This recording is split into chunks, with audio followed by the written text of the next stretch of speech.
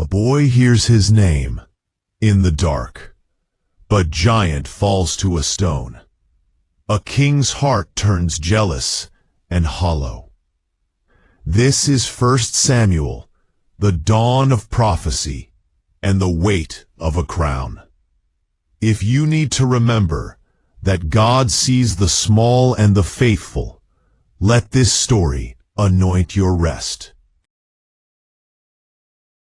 The first book of Samuel, otherwise called the first book of the Kings. Chapter 1.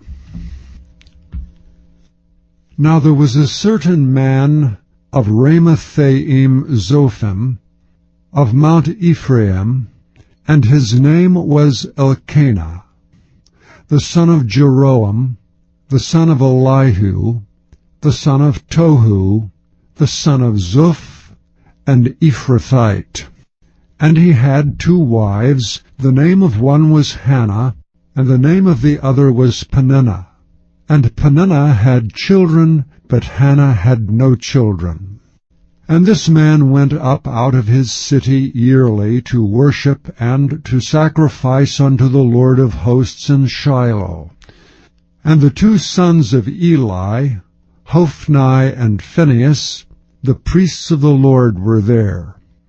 And when the time was that Elkanah offered, he gave to Peninnah his wife, and to all her sons and her daughters portions.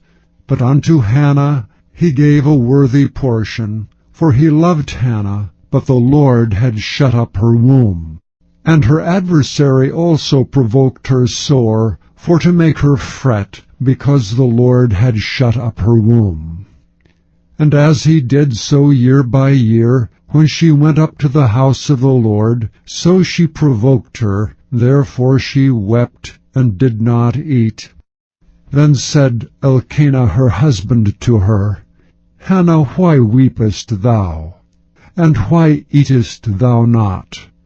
And why is thy heart grieved? Am not I better to thee than 10 sons? So Hannah rose up after they had eaten in Shiloh, and after they had drunk. Now Eli the priest sat upon a seat by a post of the temple of the Lord. And she was in bitterness of soul, and prayed unto the Lord, and wept sore. And she vowed a vow, and said, O Lord of hosts, if thou wilt indeed look on the affliction of thine handmaid, and remember me, and not forget thine handmaid, but will give unto thine handmaid a man-child, then I will give him unto the Lord all the days of his life, and there shall no razor come upon his head. And it came to pass, as she continued praying before the Lord, that Eli marked her mouth. Now Hannah, she spake in her heart, only her lips moved, but her voice was not heard. Therefore Eli thought she had been drunken. And Eli said unto her, How long wilt thou be drunken? Put away thy wine from thee. And Hannah answered and said, No, my lord, I am a woman of a sorrowful spirit. I have drunk neither wine nor strong drink, but have poured out my soul before the Lord. Count not thine handmaid for a daughter of Belial, for out of the abundance of my complaint and grief have I spoken hitherto. Then Eli answered and said, Go in peace, and the God of Israel grant thee thy petition that thou hast asked of him. And she said, Let thine handmaid find grace in thy sight. So the woman went her way, and did eat, and her countenance was no more sad. And they rose up in the morning early, and worshipped before the Lord, and returned, and came to their house to Ramah. And Elkanah knew Hannah his wife, and the Lord remembered her.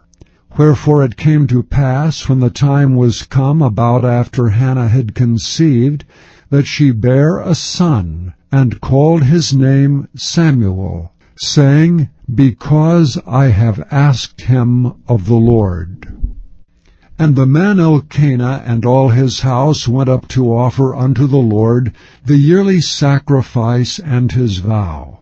But Hannah went not up, for she said unto her husband, I will not go up until the child be weaned, and then I will bring him, that he may appear before the Lord, and there abide forever.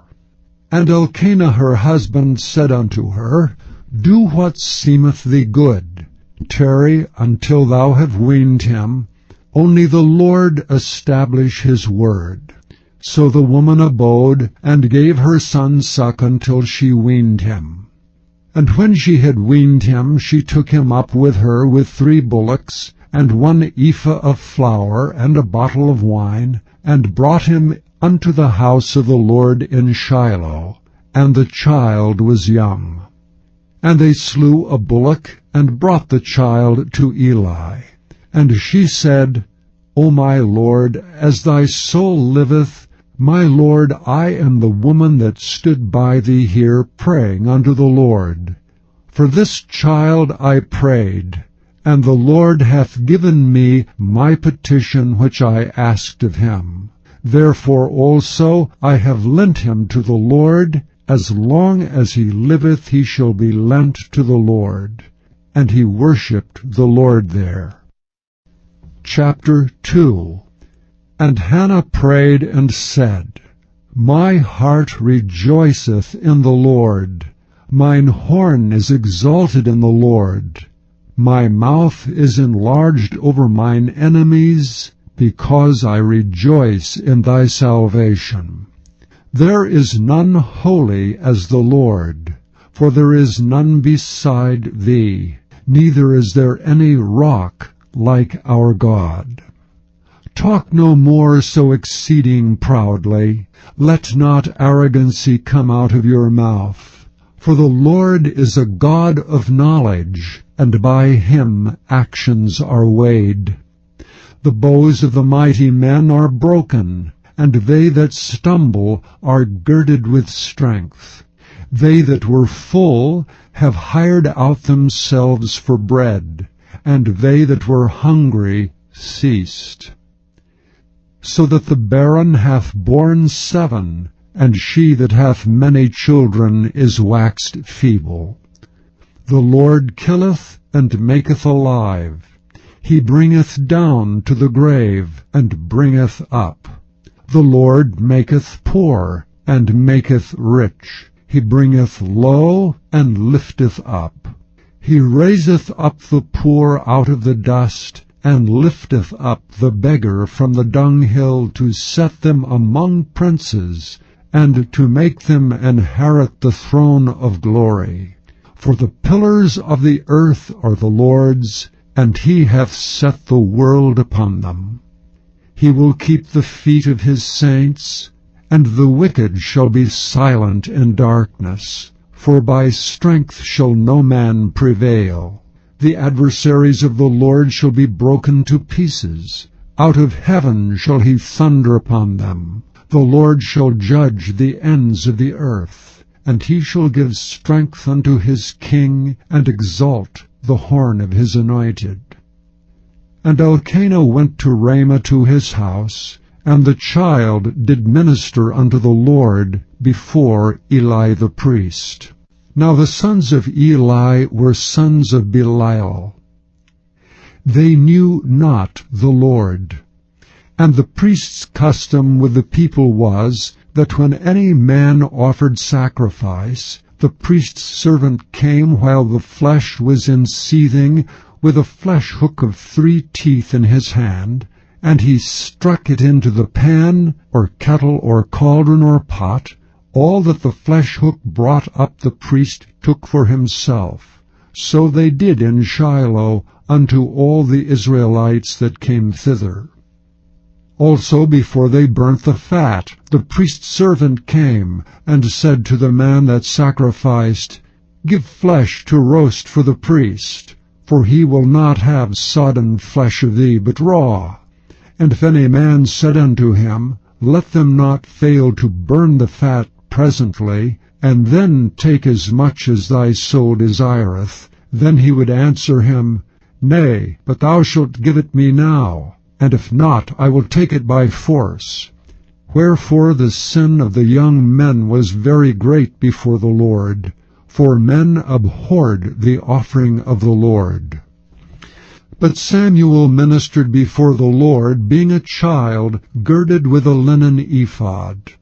Moreover his mother made him a little coat, and brought it to him from year to year, when she came up with her husband to offer the yearly sacrifice. And Eli blessed Elkanah and his wife, and said, The Lord give thee seed of this woman for the loan, which is lent to the Lord. And they went unto their own home. And the Lord visited Hannah, so that she conceived and bare 3 sons and 2 daughters. And the child Samuel grew before the Lord. Now Eli was very old, and heard all that his sons did unto all Israel, and how they lay with the women that assembled at the door of the tabernacle of the congregation. And he said unto them, Why do ye such things? For I hear of your evil dealings by all this people. Nay, my sons, for it is no good report that I hear, ye make the Lord's people to transgress. If one man sin against another, the judge shall judge him. But if a man sin against the Lord, who shall entreat for him? Notwithstanding they hearkened not unto the voice of their father, because the Lord would slay them. And the child Samuel grew on, and was in favor both with the Lord and also with men. And there came a man of God unto Eli, and said unto him, Thus saith the Lord, Did I plainly appear unto the house of thy father, when they were in Egypt in Pharaoh's house? And did I choose him out of all the tribes of Israel to be my priest, to offer upon mine altar, to burn incense, to wear an ephod before me? And did I give unto the house of thy father all the offerings made by fire of the children of Israel? Wherefore kick ye at my sacrifice and at mine offering, which I have commanded in my habitation, and honourest thy sons above me, to make yourselves fat with the chiefest of all the offerings of Israel my people? Wherefore the Lord God of Israel saith, I said indeed that thy house and the house of thy father should walk before me forever. But now the Lord saith, Be it far from me, for them that honour me I will honour, and they that despise me shall be lightly esteemed. Behold, the days come, that I will cut off thine arm, and the arm of thy father's house, that there shall not be an old man in thine house. And thou shalt see an enemy in my habitation, and all the wealth which God shall give Israel, and there shall not be an old man in thine house forever. And the man of thine, whom I shall not cut off from mine altar, shall be to consume thine eyes, and to grieve thine heart, and all the increase of thine house shall die in the flower of their age. And this shall be a sign unto thee, that shall come upon thy 2 sons, on Hophni and Phinehas. In one day they shall die both of them. And I will raise me up a faithful priest, that shall do according to that which is in mine heart and in my mind, and I will build him a sure house, and he shall walk before mine anointed forever. And it shall come to pass, that every one that is left in thine house shall come and crouch to him for a piece of silver and a morsel of bread, and shall say, put me, I pray thee, into one of the priest's offices, that I may eat a piece of bread. Chapter 3. And the child Samuel ministered unto the Lord before Eli. And the word of the Lord was precious in those days. There was no open vision. And it came to pass at that time, when Eli was laid down in his place, and his eyes began to wax dim, that he could not see, and ere the lamp of God went out in the temple of the Lord, where the ark of God was, and Samuel was laid down to sleep, that the Lord called Samuel. And he answered, Here am I. And he ran unto Eli, and said, Here am I, for thou calledst me. And he said, I called not. Lie down again. And he went and lay down. And the Lord called yet again, Samuel. And Samuel arose and went to Eli, and said, Here am I, for thou didst call me. And he answered, I called not, my son. Lie down again. Now Samuel did not yet know the Lord, neither was the word of the Lord yet revealed unto him. And the Lord called Samuel again the third time. And he arose and went to Eli, and said, Here am I, for thou didst call me. And Eli perceived that the Lord had called the child. Therefore Eli said unto Samuel, Go, lie down, and it shall be, if he call thee, that thou shalt say, Speak, Lord, for thy servant heareth. So Samuel went and lay down in his place. And the Lord came and stood, and called as at other times, Samuel, Samuel. Then Samuel answered, Speak, for thy servant heareth. And the Lord said to Samuel, Behold, I will do a thing in Israel, at which both the ears of every one that heareth it shall tingle. In that day I will perform against Eli all things which I have spoken concerning his house. When I begin, I will also make an end. For I have told him that I will judge his house forever for the iniquity which he knoweth, because his sons made themselves vile, and he restrained them not.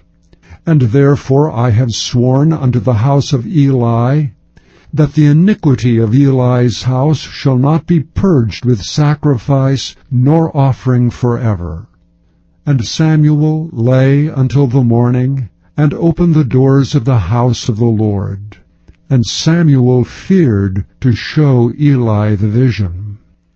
Then Eli called Samuel, and said, Samuel, my son.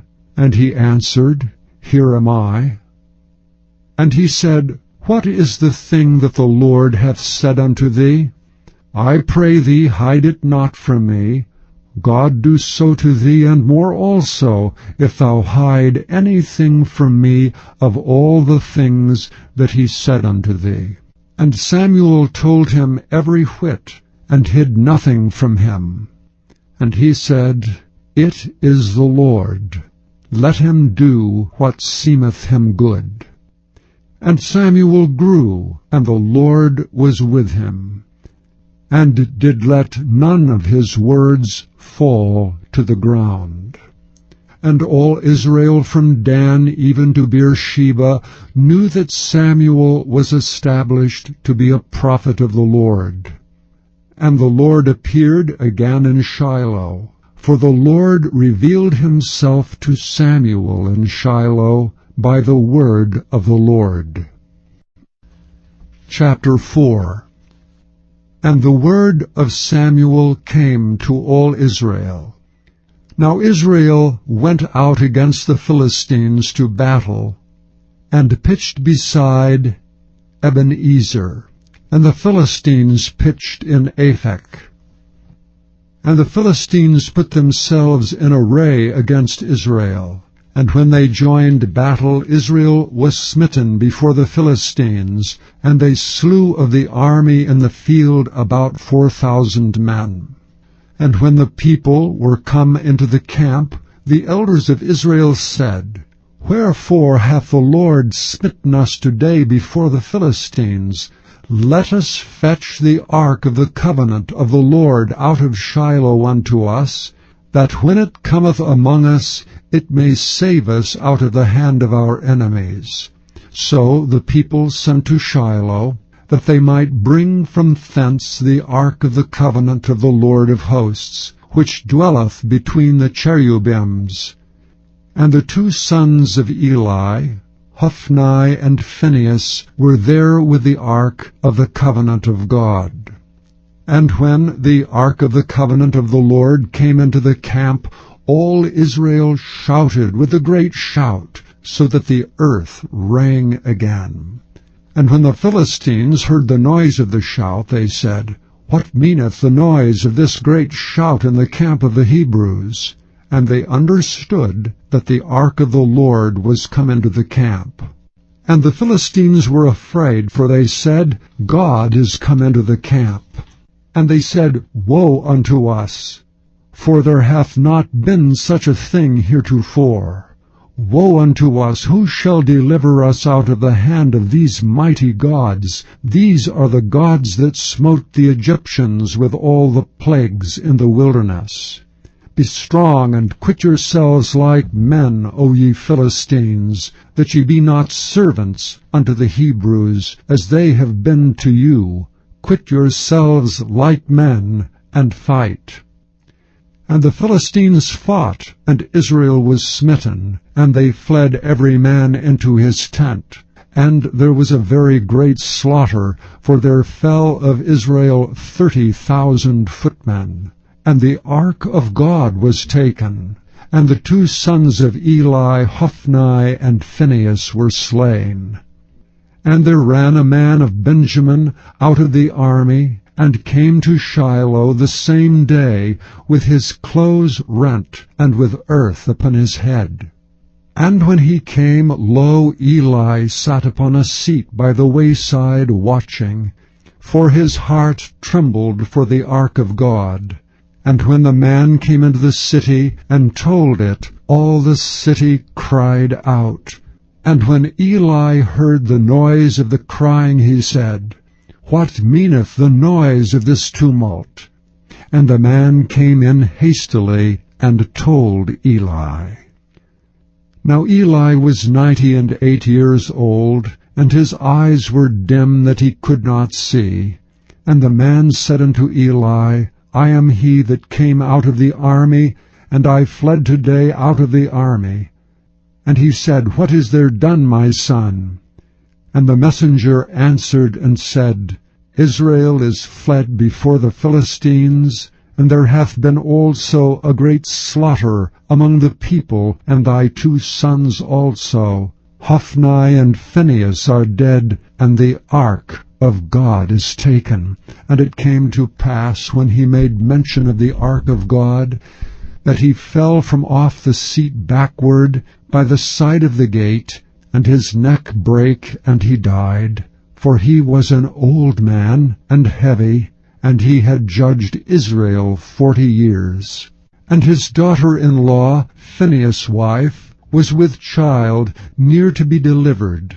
And when she heard the tidings that the ark of God was taken, and that her father-in-law and her husband were dead, she bowed herself and travailed, for her pains came upon her.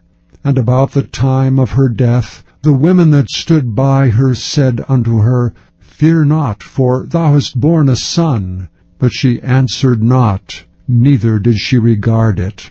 And she named the child Ichabod, saying, The glory is departed from Israel, because the ark of God was taken, and because of her father-in-law and her husband. And she said, The glory is departed from Israel, for the ark of God is taken. Chapter 5. And the Philistines took the ark of God, and brought it from Ebenezer unto Ashdod. When the Philistines took the ark of God, they brought it into the house of Dagon, and set it by Dagon. And when they of Ashdod arose early on the morrow, behold, Dagon was fallen upon his face to the earth before the ark of the Lord. And they took Dagon, and set him in his place again. And when they arose early on the morrow morning, behold, Dagon was fallen upon his face to the ground before the ark of the Lord, and the head of Dagon and both the palms of his hands were cut off upon the threshold. Only the stump of Dagon was left to him. Therefore neither the priests of Dagon, nor any that came into Dagon's house, tread on the threshold of Dagon in Ashdod unto this day. But the hand of the Lord was heavy upon them of Ashdod, and he destroyed them, and smote them with emerods, even Ashdod and the coasts thereof. And when the men of Ashdod saw that it was so, they said, The ark of the God of Israel shall not abide with us, for his hand is sore upon us, and upon Dagon our God. They sent therefore and gathered all the lords of the Philistines unto them, and said, What shall we do with the ark of the God of Israel? And they answered, Let the ark of the God of Israel be carried about unto Gath. And they carried the ark of the God of Israel about thither. And it was so, that after they had carried it about, the hand of the Lord was against the city with a very great destruction. And he smote the men of the city, both small and great, and they had emerods in their secret parts.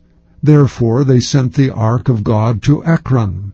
And it came to pass, as the ark of God came to Ekron, that the Ekronites cried out, saying, They have brought about the ark of the God of Israel to us to slay us and our people. So they sent and gathered together all the lords of the Philistines, and said, Send away the ark of the God of Israel, and let it go again to his own place, that it slay us not and our people. For there was a deadly destruction throughout all the city. The hand of God was very heavy there.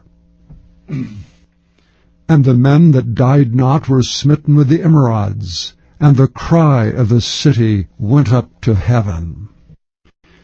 Chapter 6. And the ark of the Lord was in the country of the Philistines 7 months. And the Philistines called for the priests and the diviners, saying, What shall we do to the ark of the Lord? Tell us wherewith we shall send it to his place. And they said, If ye send away the ark of the God of Israel, send it not empty, but in any wise return him a trespass offering. Then ye shall be healed, and it shall be known to you why his hand is not removed from you. Then said they, What shall be the trespass offering which we shall return to him? They answered, 5 golden emerods and 5 golden mice, according to the number of the lords of the Philistines, for one plague was on you all, and on your lords. Wherefore ye shall make images of your emerods, and images of your mice that mar the land, and ye shall give glory unto the God of Israel. Peradventure he will lighten his hand from off you, and from off your gods, and from off your land. Wherefore then do ye harden your hearts, as the Egyptians and Pharaoh hardened their hearts? When he had wrought wonderfully among them, did they not let the people go, and they departed? Now therefore make a new cart, and take 2 milch kine, on which there hath come no yoke, and tie the kine to the cart, and bring their calves home from them. And take the ark of the Lord, and lay it upon the cart, and put the jewels of gold, which ye return him for a trespass offering, in a coffer by the side thereof, and send it away that it may go. And see if it goeth up by the way of his own coast to Bethshemesh, then he hath done us this great evil. But if not, we shall know that it is not his hand that smote us. It was a chance that happened to us. And the men did so, and took 2 milk kine, and tied them to the cart, and shut up their calves at home. And they laid the ark of the Lord upon the cart, and the coffer with the mice of gold, and the images of their emerods. Kine took the straight way to the way of Beth-shemesh, and went along the highway, lowing as they went, and turned not aside to the right hand or to the left. And the lords of the Philistines went after them unto the borders of Beth-shemesh. And they of Beth-shemesh were reaping their wheat harvest in the valley. And they lifted up their eyes, and saw the ark, and rejoiced to see it. And the cart came into the field of Joshua, a Beth-shemite, and stood there, where there was a great stone. And they clave the wood of the cart, and offered the kine a burnt offering unto the Lord. And the Levites took down the ark of the Lord, and the coffer that was with it, wherein the jewels of gold were, and put them on the great stone. And the men of Beth-shemesh offered burnt offerings and sacrificed sacrifices the same day unto the Lord. And when the 5 lords of the Philistines had seen it, they returned to Ekron the same day. And these are the golden emerods which the Philistines returned for a trespass offering unto the Lord. For Ashdod 1, for Gaza 1, for Askelon 1, for Gath 1, for Ekron 1. And the golden mice according to the number of all the cities of the Philistines, belonging to the 5 lords, both of fenced cities and of country villages, even unto the great stone of Abel, whereon they set down the ark of the Lord, which stone remaineth unto this day in the field of Joshua the Beth-shemite. And he smote the men of Beth-shemesh, because they had looked into the ark of the Lord. Even he smote of the people 50,000 and 70 men. And the people lamented, because the Lord had smitten many of the people with a great slaughter. And the men of Beth-shemesh said, Who is able to stand before this holy Lord God? And to whom shall he go up from us? And they sent messengers to the inhabitants of Kirjath-jearim, saying, The Philistines have brought again the ark of the Lord. Come ye down, and fetch it up to you. Chapter 7. And the men of Kirjath-jearim came, and fetched up the ark of the Lord, and brought it into the house of Aminadab in the hill, and sanctified Eleazar his son to keep the ark of the Lord. And it came to pass, while the ark abode in Kirjath-jearim, that the time was long, for it was 20 years, and all the house of Israel lamented after the Lord. And Samuel spake unto all the house of Israel, saying, If ye do return unto the Lord with all your hearts, then put away the strange gods, and Ashtaroth from among you, and prepare your hearts unto the Lord, and serve him only, and he will deliver you out of the hand of the Philistines. Then the children of Israel did put away Baalim and Ashtaroth, and served the Lord only. And Samuel said, Gather all Israel to Mizpah, and I will pray for you unto the Lord. And they gathered together to Mizpah, and drew water, and poured it out before the Lord, and fasted on that day, and said there, We have sinned against the Lord. And Samuel judged the children of Israel in Mizpah. And when the Philistines heard that the children of Israel were gathered together to Mizpah, the lords of the Philistines went up against Israel. And when the children of Israel heard it, they were afraid of the Philistines. And the children of Israel said to Samuel, Cease not to cry unto the Lord our God for us, that he will save us out of the hand of the Philistines. And Samuel took a sucking lamb, and offered it for a burnt offering holy unto the Lord. And Samuel cried unto the Lord for Israel, and the Lord heard him. And as Samuel was offering up the burnt offering, the Philistines drew near to battle against Israel. But the Lord thundered with a great thunder on that day upon the Philistines, and discomfited them, and they were smitten before Israel. And the men of Israel went out of Mizpah, and pursued the Philistines, and smote them, until they came under Bethkar. Then Samuel took a stone, and set it between Mizpah and Shen, and called the name of it Ebenezer, saying, Hitherto hath the Lord helped us. So the Philistines were subdued, and they came no more into the coast of Israel, and the hand of the Lord was against the Philistines all the days of Samuel. And the cities which the Philistines had taken from Israel were restored to Israel, from Ekron even unto Gath. And the coast thereof did Israel deliver out of the hands of the Philistines. And there was peace between Israel and the Amorites. And Samuel judged Israel all the days of his life. And he went from year to year in circuit to Bethel and Gilgal and Mizpah, and judged Israel in all those places. And his return was to Ramah, for there was his house, and there he judged Israel, and there he built an altar unto the Lord. Chapter 8. And it came to pass, when Samuel was old, that he made his sons judges over Israel. Now the name of his firstborn was Joel, and the name of his second Abiah. They were judges in Beersheba.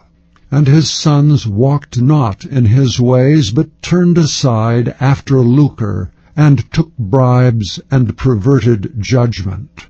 Then all the elders of Israel gathered themselves together, and came to Samuel unto Ramah, and said unto him, Behold, thou art old, and thy sons walk not in thy ways. Now make us a king to judge over us like all the nations.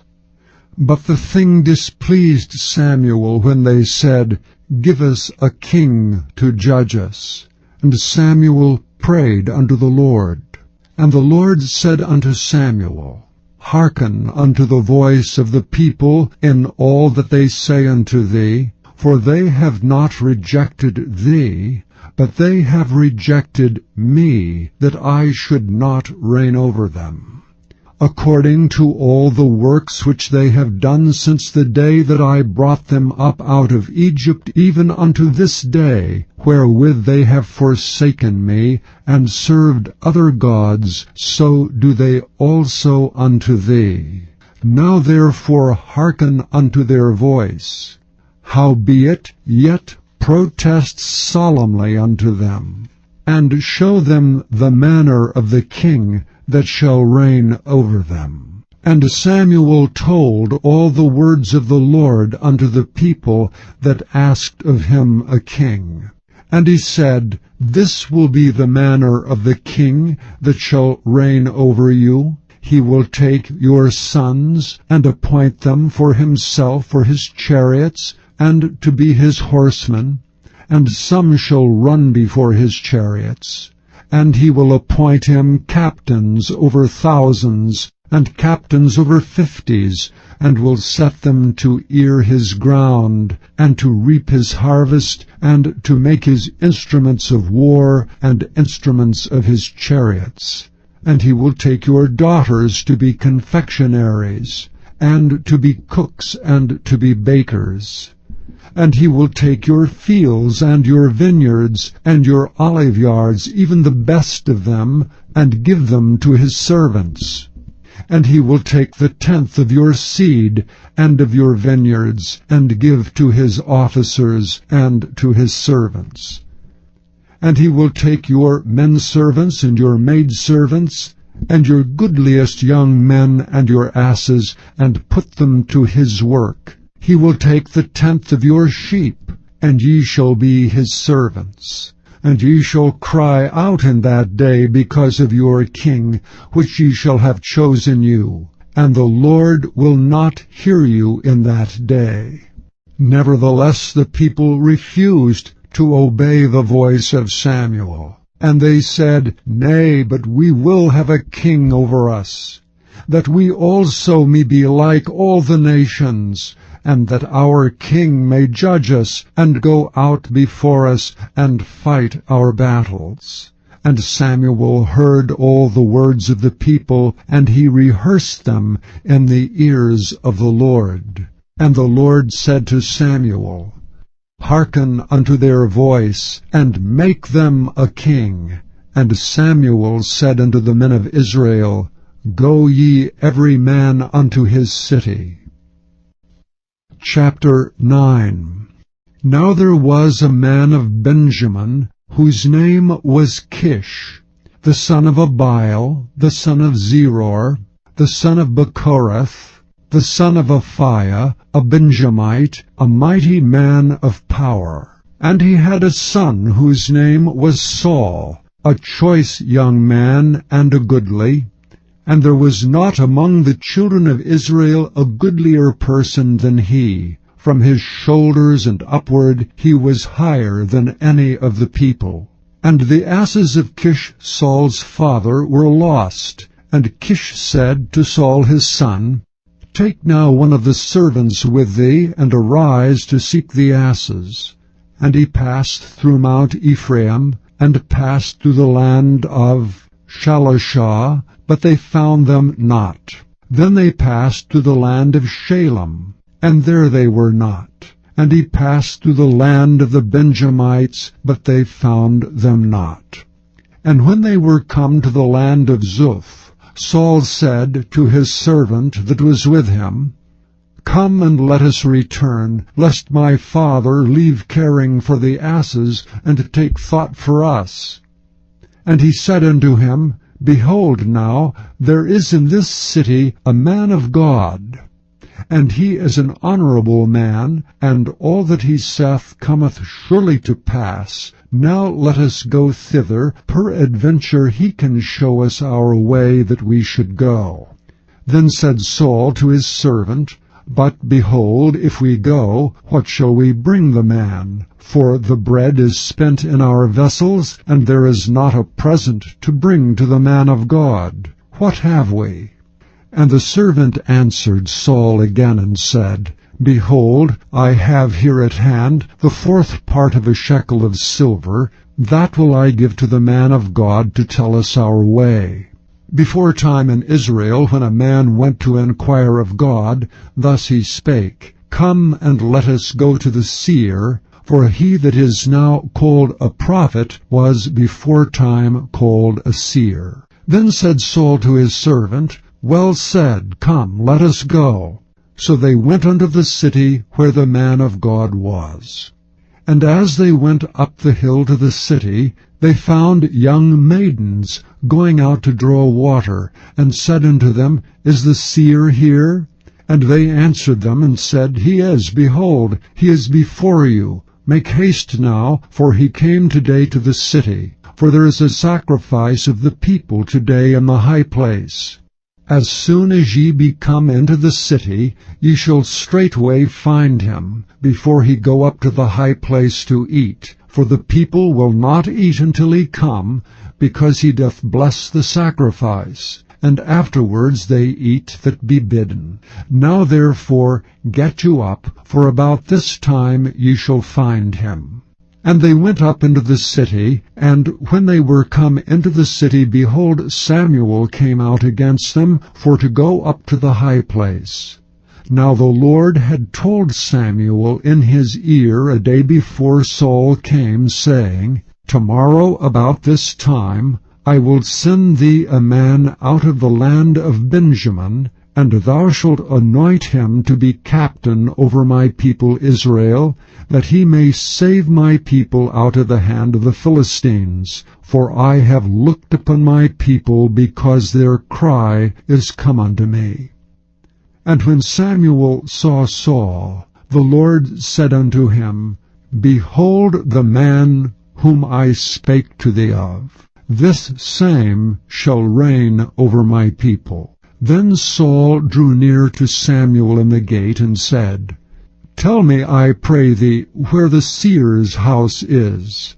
And Samuel answered Saul, and said, I am the seer. Go up before me unto the high place, for ye shall eat with me today, and tomorrow I will let thee go, and will tell thee all that is in thine heart. And as for thine asses that were lost 3 days ago, set not thy mind on them, for they are found. And on whom is all the desire of Israel? Is it not on thee and on thy father's house? And Saul answered and said, Am not I a Benjamite, of the smallest of the tribes of Israel? And my family the least of all the families of the tribe of Benjamin? Wherefore then speakest thou so to me? And Samuel took Saul and his servant, and brought them into the parlor, and made them sit in the chiefest place among them that were bidden, which were about 30 persons. And Samuel said unto the cook, Bring the portion which I gave thee, of which I said unto thee, Set it by thee. And the cook took up the shoulder, and that which was upon it, and set it before Saul. And Samuel said, Behold that which is left, set it before thee, and eat. For unto this time hath it been kept for thee, since I said, I have invited the people. So Saul did eat with Samuel that day. And when they were come down from the high place unto the city, Samuel communed with Saul upon the top of the house. And they rose early, and it came to pass about the spring of the day, that Samuel called Saul to the top of the house, saying, Up, that I may send thee away. And Saul arose, and they went out both of them, he and Samuel, abroad. And as they were going down to the end of the city, Samuel said to Saul, Bid the servant pass on before us. And he passed on, but stand thou still a while, that I may show thee the word of God. Chapter 10. Then Samuel took a vial of oil, and poured it upon his head, and kissed him, and said, Is it not because the Lord hath anointed thee to be captain over his inheritance?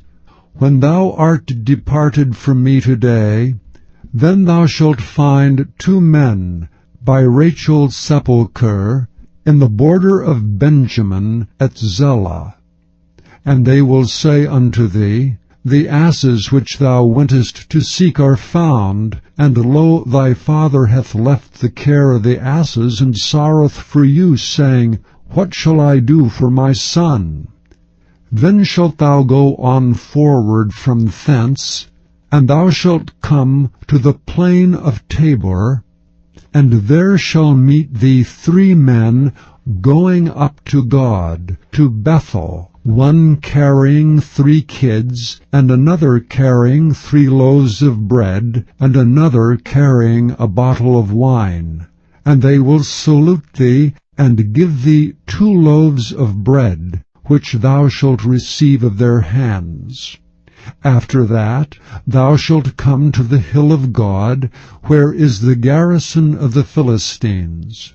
And it shall come to pass, when thou art come thither to the city, that thou shalt meet a company of prophets coming down from the high place, with a psaltery, and a tabret, and a pipe, and a harp before them, and they shall prophesy, and the Spirit of God will come upon thee. and thou shalt prophesy with them, and thou shalt be turned into another man. And let it be, when these signs are come unto thee, that thou do as occasion serve thee, for God is with thee. And thou shalt go down before me to Gilgal, and behold, I will come down unto thee to offer burnt offerings, and to sacrifice sacrifices of peace offerings. 7 days shalt thou tarry, till I come to thee, and show thee what thou shalt do. And it was so, that when he had turned his back to go from Samuel, God gave him another heart. And all those signs came to pass that day.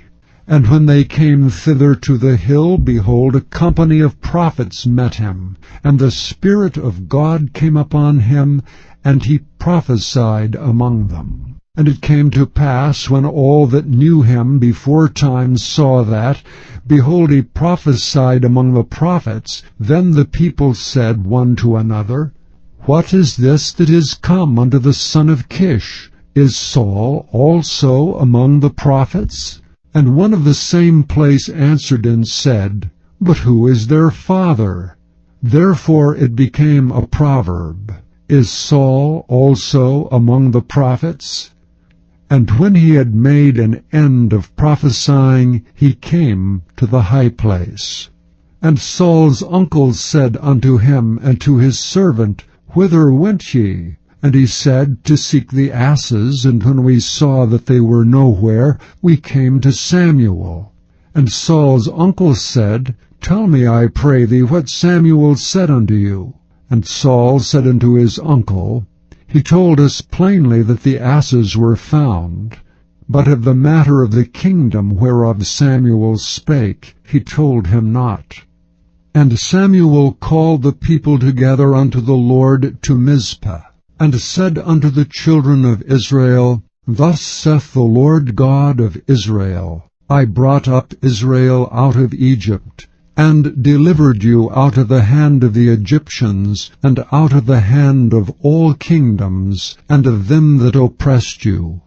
And ye have this day rejected your God, who himself saved you out of all your adversities and your tribulations. And ye have said unto him, Nay, but set a king over us. Now therefore present yourselves before the Lord by your tribes and by your thousands. And when Samuel had caused all the tribes of Israel to come near, the tribe of Benjamin was taken. When he had caused the tribe of Benjamin to come near by their families, the tribe of Matri was taken, and Saul the son of Kish was taken. And when they sought him, he could not be found. Therefore they inquired of the Lord further, if the man should yet come thither. And the Lord answered, Behold, he hath hid himself among the stuff. And they ran and fetched him thence. And when he stood among the people, he was higher than any of the people from his shoulders and upward. And Samuel said to all the people, See ye him whom the Lord hath chosen, that there is none like him among all the people? And all the people shouted and said, God save the king. Then Samuel told the people the manner of the kingdom, and wrote it in a book, and laid it up before the Lord. And Samuel sent all the people away, every man to his house. And Saul also went home to Gibeah, and there went with him a band of men whose hearts God had touched. But the children of Belial said, How shall this man save us? And they despised him, and brought him no presents, but he held his peace. Chapter 11. Then Nahash the Ammonite came up and encamped against Jabesh-Gilead. And all the men of Jabesh said unto Nahash, Make a covenant with us, and we will serve thee. And Nahash the Ammonite answered them, On this condition will I make a covenant with you, that I may thrust out all your right eyes, and lay it for a reproach upon all Israel. And the elders of Jabesh said unto him, Give us 7 days' respite, that we may send messengers unto all the coasts of Israel, and then, if there be none man to save us, we will come out to thee. Then came the messengers to Gibeah of Saul, and told the tidings in the ears of the people, and all the people lifted up their voices and wept. And behold, Saul came after the herd out of the field, and Saul said, What aileth the people that they weep?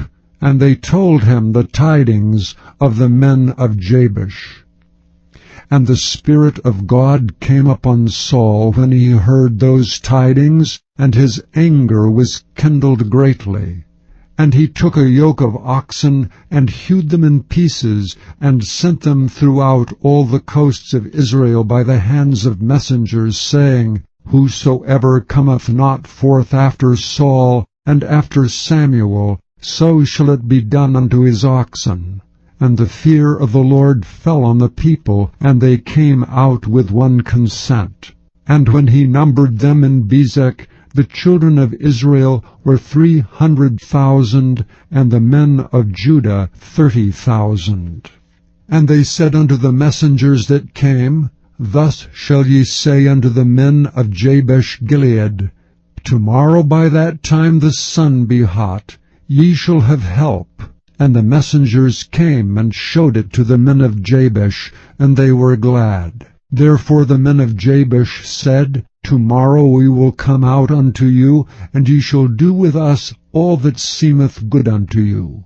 And it was so on the morrow, that Saul put the people in 3 companies. And they came into the midst of the host in the morning watch, and slew the Ammonites until the heat of the day. And it came to pass that they which remained were scattered, so that 2 of them were not left together. And the people said unto Samuel, Who is he that said, Shall Saul reign over us? Bring the men, that we may put them to death.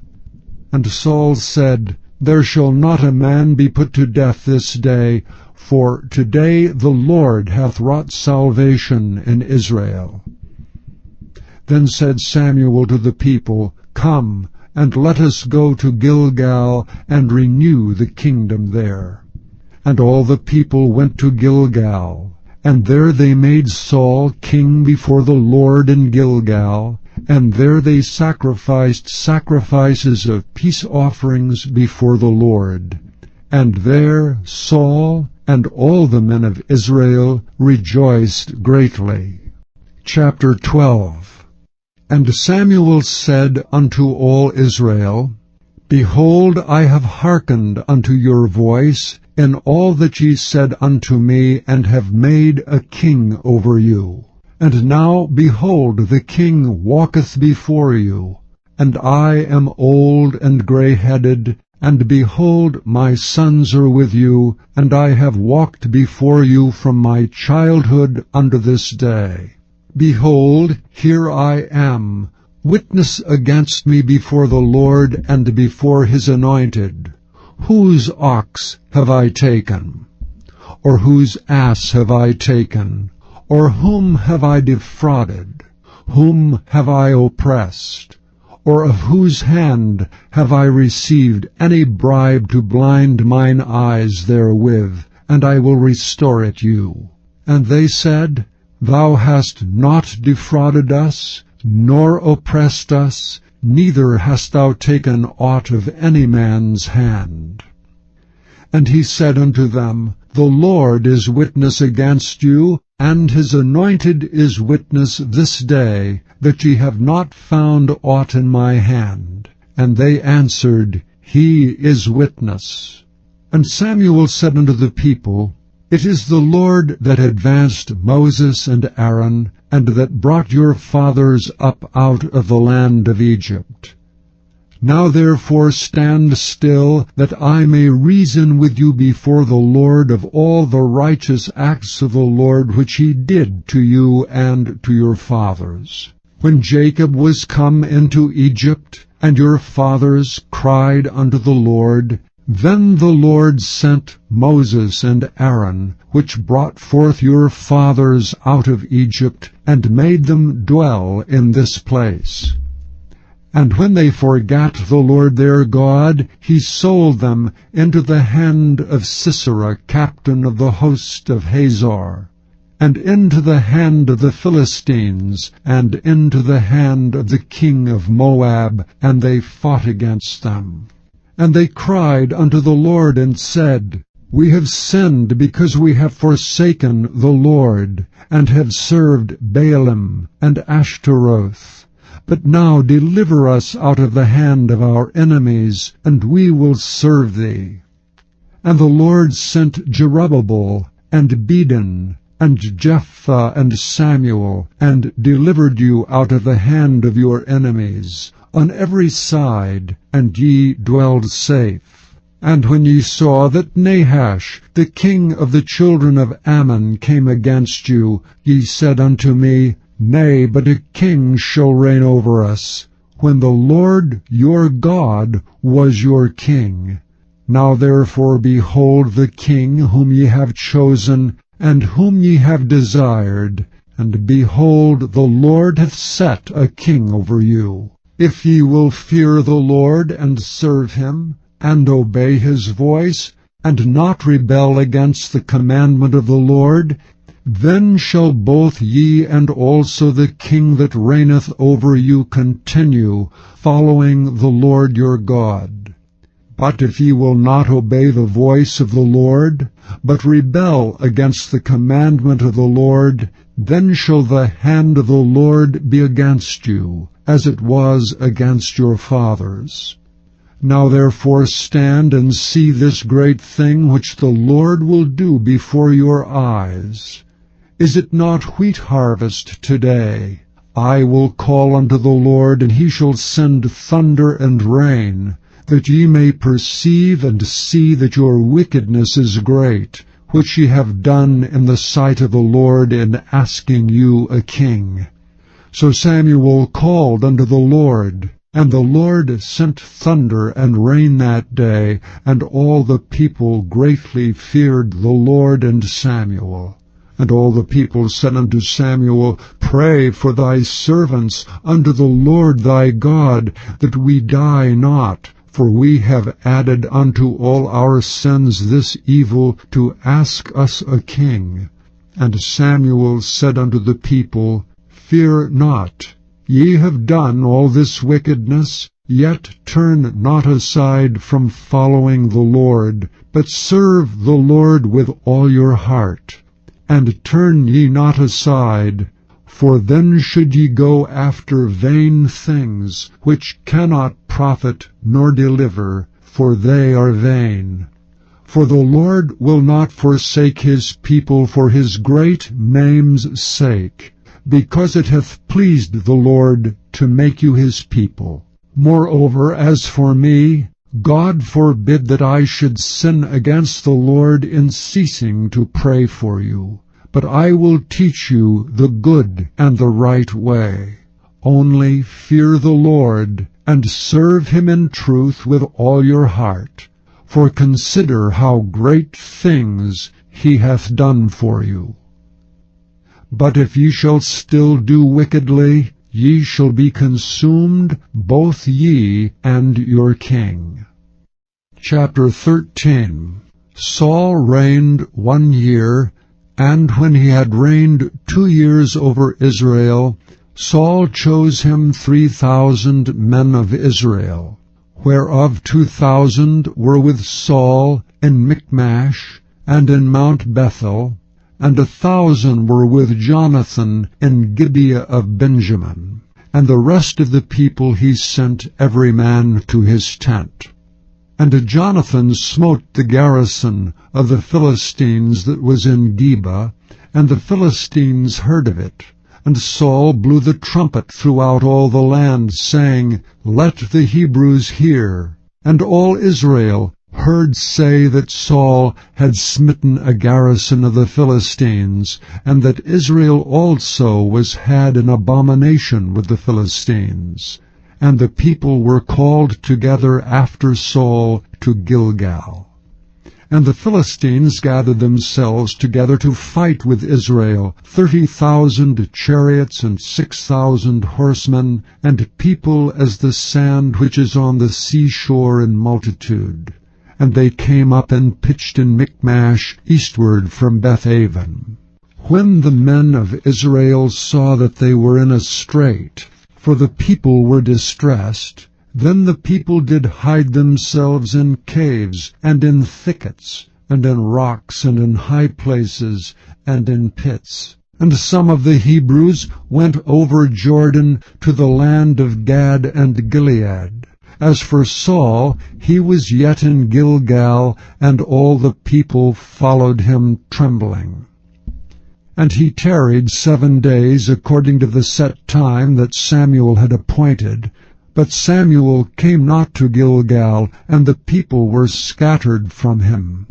And Saul said, Bring hither a burnt offering to me, and peace offerings. And he offered the burnt offering. And it came to pass that as soon as he had made an end of offering the burnt offering, behold, Samuel came. And Saul went out to meet him, that he might salute him. And Samuel said, What hast thou done? And Saul said, Because I saw that the people were scattered from me, and that thou camest not within the days appointed, and that the Philistines gathered themselves together at Michmash, therefore said I, The Philistines will come down now upon me to Gilgal, and I have not made supplication unto the Lord. I forced myself therefore, and offered a burnt offering. And Samuel said to Saul, Thou hast done foolishly. Thou hast not kept the commandment of the Lord thy God, which he commanded thee. For now would the Lord have established thy kingdom upon Israel forever. But now thy kingdom shall not continue. The Lord hath sought him a man after his own heart, and the Lord hath commanded him to be captain over his people, because thou hast not kept that which the Lord commanded thee. And Samuel arose and gat him up from Gilgal unto Gibeah of Benjamin. And Saul numbered the people that were present with him, about 600 men. And Saul and Jonathan his son, and the people that were present with him, abode in Gibeah of Benjamin. But the Philistines encamped in Michmash. And the spoilers came out of the camp of the Philistines in 3 companies. One company turned unto the way that leadeth to Ophrah, unto the land of Shual. And another company turned the way to Beth-horon. And another company turned to the way of the border that looketh to the valley of Zeboim, toward the wilderness. Now there was no smith found throughout all the land of Israel. For the Philistines said, Lest the Hebrews make them swords or spears. But all the Israelites went down to the Philistines to sharpen every man his share, and his coulter, and his axe, and his mattock. Yet they had a file for the mattocks, and for the coulters, and for the forks, and for the axes, and to sharpen the goads. So it came to pass in the day of battle, that there was neither sword nor spear found in the hand of any of the people that were with Saul and Jonathan, but with Saul and with Jonathan his son was there found. And the garrison of the Philistines went out to the passage of Michmash. Chapter 14. Now it came to pass upon a day that Jonathan the son of Saul said unto the young man that bare his armor, Come and let us go over to the Philistines' garrison, that is on the other side. But he told not his father. And Saul tarried in the uttermost part of Gibeah under a pomegranate tree, which is in Migron. And the people that were with him were about 600 men. And Ahiah the son of Ahitub, Ichabod's brother, the son of Phinehas, the son of Eli, the Lord's priest in Shiloh, wearing an ephod. And the people knew not that Jonathan was gone. And between the passages by which Jonathan sought to go over unto the Philistines' garrison, there was a sharp rock on the one side, and a sharp rock on the other side. And the name of the one was Bozez, and the name of the other Seni. The forefront of the one was situate northward over against Michmash, and the other southward over against Gibeah. And Jonathan said to the young man that bare his armor, Come, and let us go over unto the garrison of these uncircumcised. It may be that the Lord will work for us. For there is no restraint to the Lord to save by many or by few. And his armor-bearer said unto him, Do all that is in thine heart. Turn thee, behold, I am with thee according to thy heart. Then said Jonathan, Behold, we will pass over unto these men, and we will discover ourselves unto them. If they say unto us, Tarry until we come to you, then we will stand still in our place, and will not go up unto them. But if they say thus, Come up unto us, then we will go up, for the Lord hath delivered them into our hand, and this shall be a sign unto us. And both of them discovered themselves unto the garrison of the Philistines, and the Philistines said, Behold, the Hebrews come forth out of the holes where they had hid themselves. And the men of the garrison answered Jonathan and his armor-bearer, and said, Come up to us, and we will show you a thing. And Jonathan said unto his armor-bearer, Come up after me, for the Lord hath delivered them into the hand of Israel. And Jonathan climbed up upon his hands and upon his feet, and his armor-bearer after him. And they fell before Jonathan, and his armor-bearer slew after him. And that first slaughter which Jonathan and his armor-bearer made was about 20 men, within, as it were, an half-acre of land, which a yoke of oxen might plow. And there was trembling in the host, in the field, and among all the people. The garrison and the spoilers, they also trembled, and the earth quaked, so it was a very great trembling. And the watchmen of Saul and Gibeah of Benjamin looked, and behold, the multitude melted away, and they went on beating down one another. Then said Saul unto the people that were with him, Number now, and see who is gone from us. And when they had numbered, behold, Jonathan and his armor-bearer were not there. And Saul said unto Ahiah, Bring hither the ark of God. For the ark of God was at that time with the children of Israel. And it came to pass, while Saul talked unto the priest, that the noise that was in the host of the Philistines went on and increased. And Saul said unto the priest, Withdraw thine hand. And Saul and all the people that were with him assembled themselves, and they came to the battle. And behold, every man's sword was against his fellow, and there was a very great discomfiture. Moreover, the Hebrews that were with the Philistines before that time, which went up with them into the camp from the country round about, even they also turned to be with the Israelites that were with Saul and Jonathan. Likewise all the men of Israel which had hid themselves in Mount Ephraim, when they heard that the Philistines fled, even they also followed hard after them in the battle. So the Lord saved Israel that day. And the battle passed over unto Bethaven. And the men of Israel were distressed that day, for Saul had adjured the people, saying, Cursed be the man that eateth any food until evening, that I may be avenged on mine enemies. So none of the people tasted any food. And all they of the land came to a wood, and there was honey upon the ground. And when the people were come into the wood, behold, the honey dropped, but no man put his hand to his mouth, for the people feared the oath. But Jonathan heard not when his father charged the people with an oath, wherefore he put forth the end of the rod that was in his hand, and dipped it in an honeycomb, and put his hand to his mouth, and his eyes were enlightened. Then answered one of the people, and said, Thy father straitly charged the people with an oath, saying, Cursed be the man that eateth any food this day. And the people were faint. Then said Jonathan, My father hath troubled the land. See, I pray you, how mine eyes have been enlightened, because I tasted a little of this honey. How much more if haply the people had eaten freely today of the spoil of their enemies which they found? For had there not been now a much greater slaughter among the Philistines?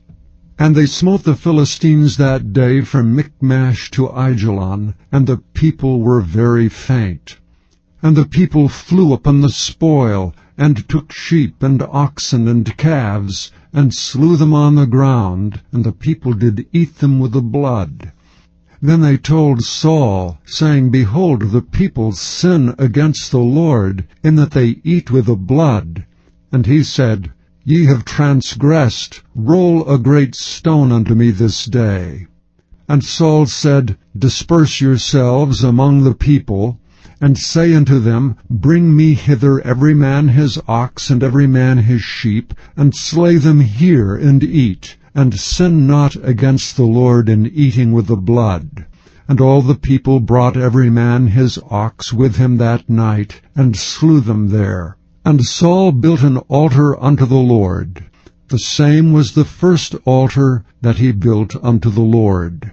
And Saul said, Let us go down after the Philistines by night, and spoil them until the morning light, and let us not leave a man of them.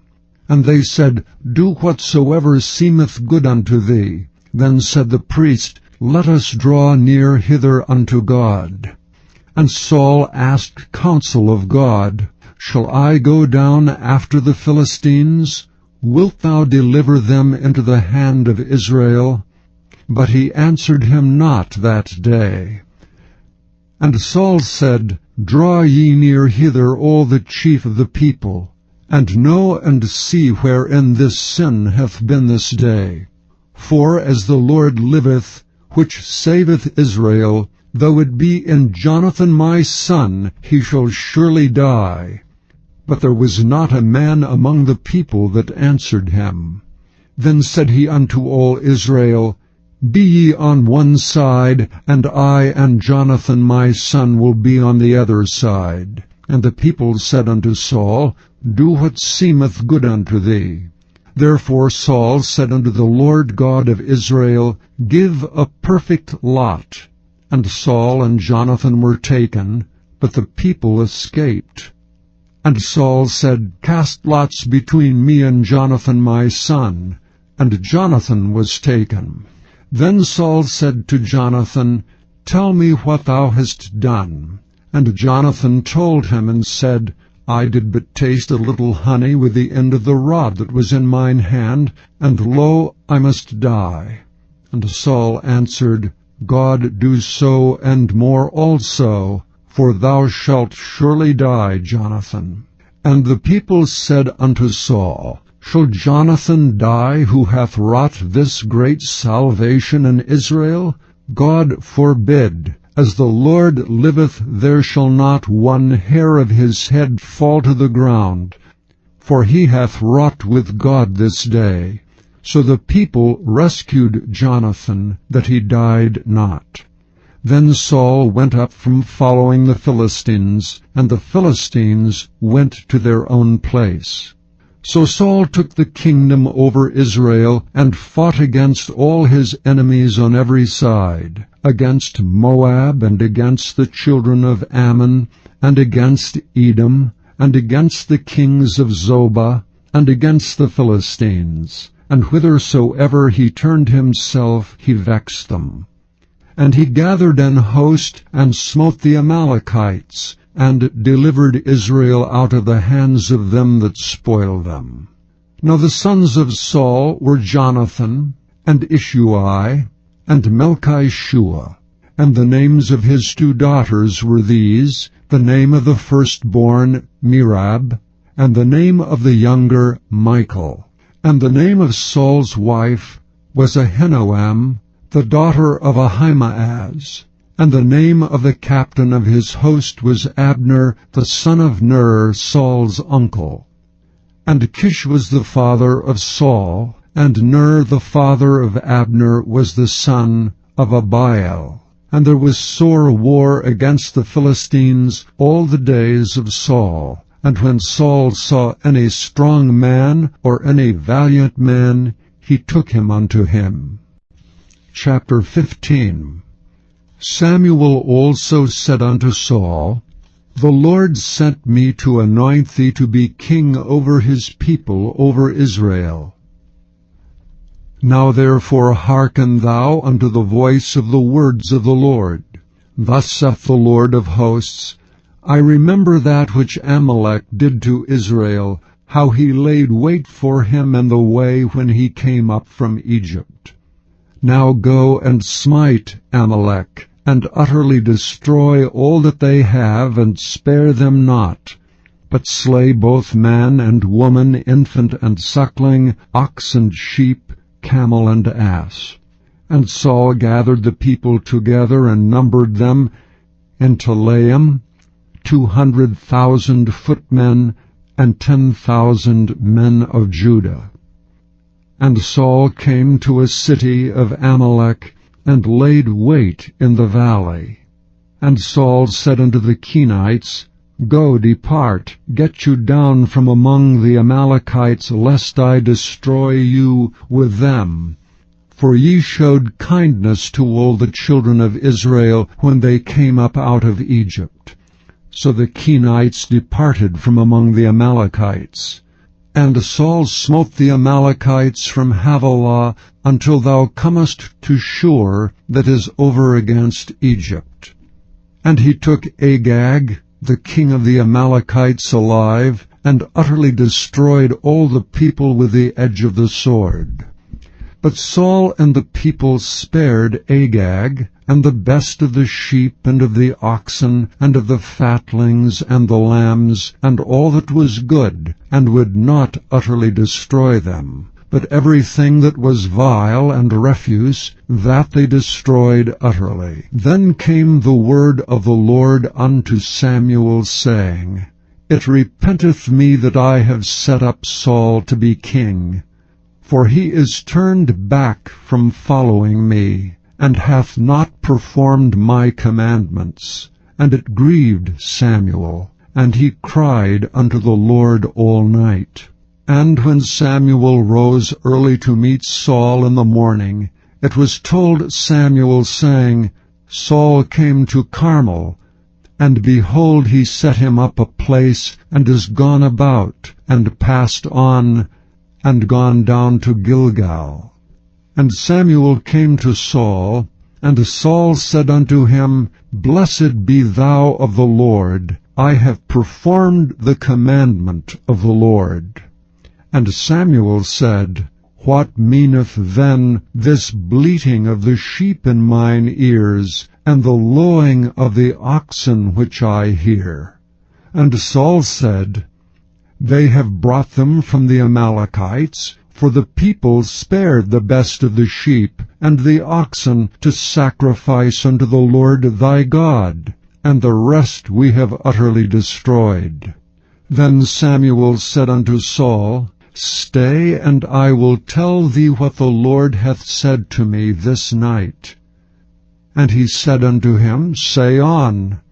And Samuel said, When thou wast little in thine own sight, Wast thou not made the head of the tribes of Israel, and the Lord anointed thee king over Israel? And the Lord sent thee on a journey, and said, Go and utterly destroy the sinners, the Amalekites, and fight against them until they be consumed. Wherefore then didst thou not obey the voice of the Lord, but didst fly upon the spoil, and didst bring evil in the sight of the Lord?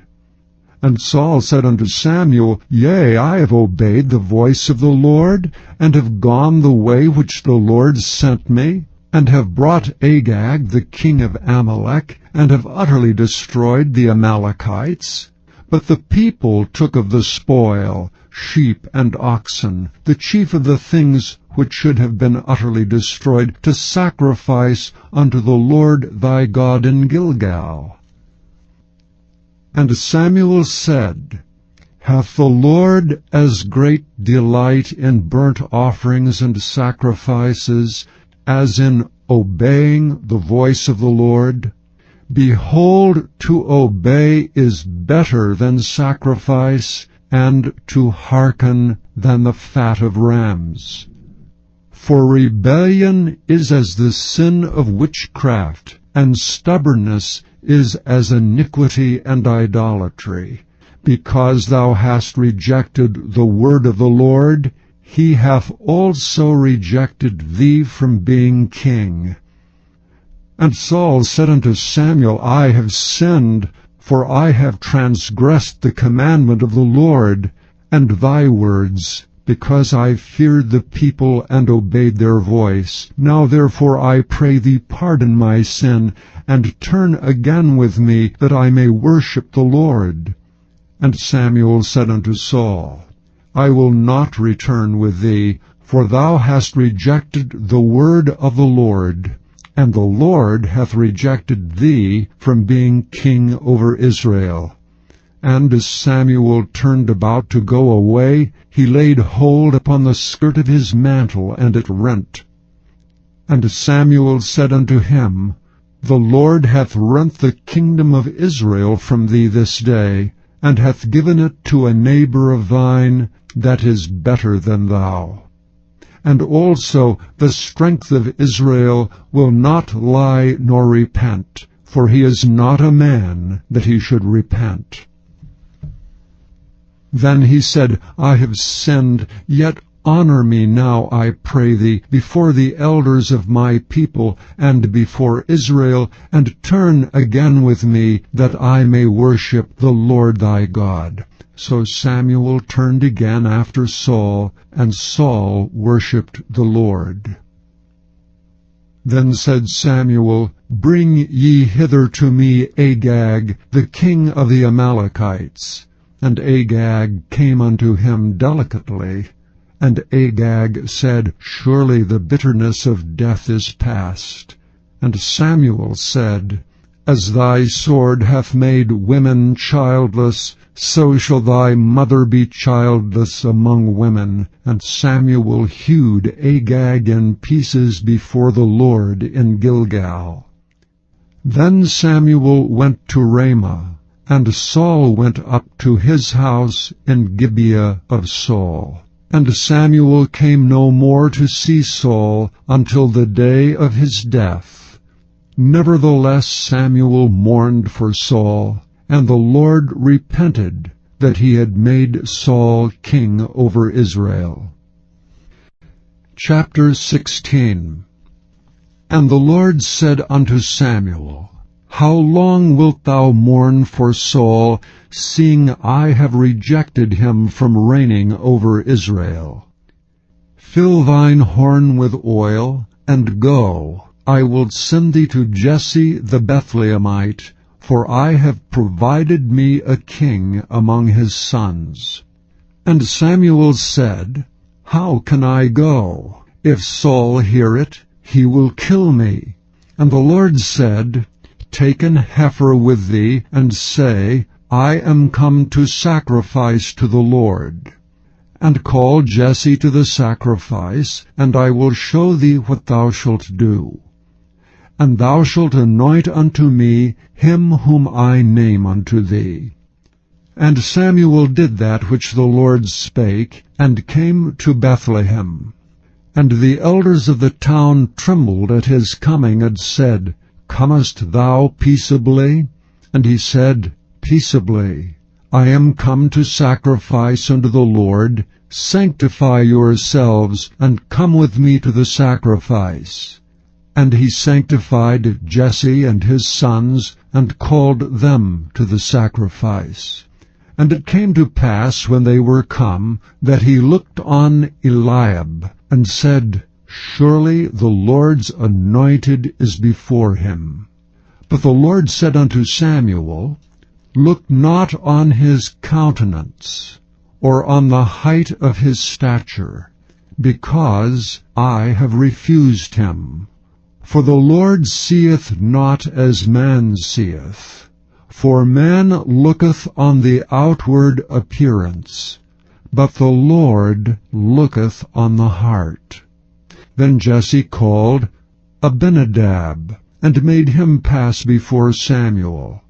And he said, Neither hath the Lord chosen this. Then Jesse made Shammah to pass by, and he said, Neither hath the Lord chosen this.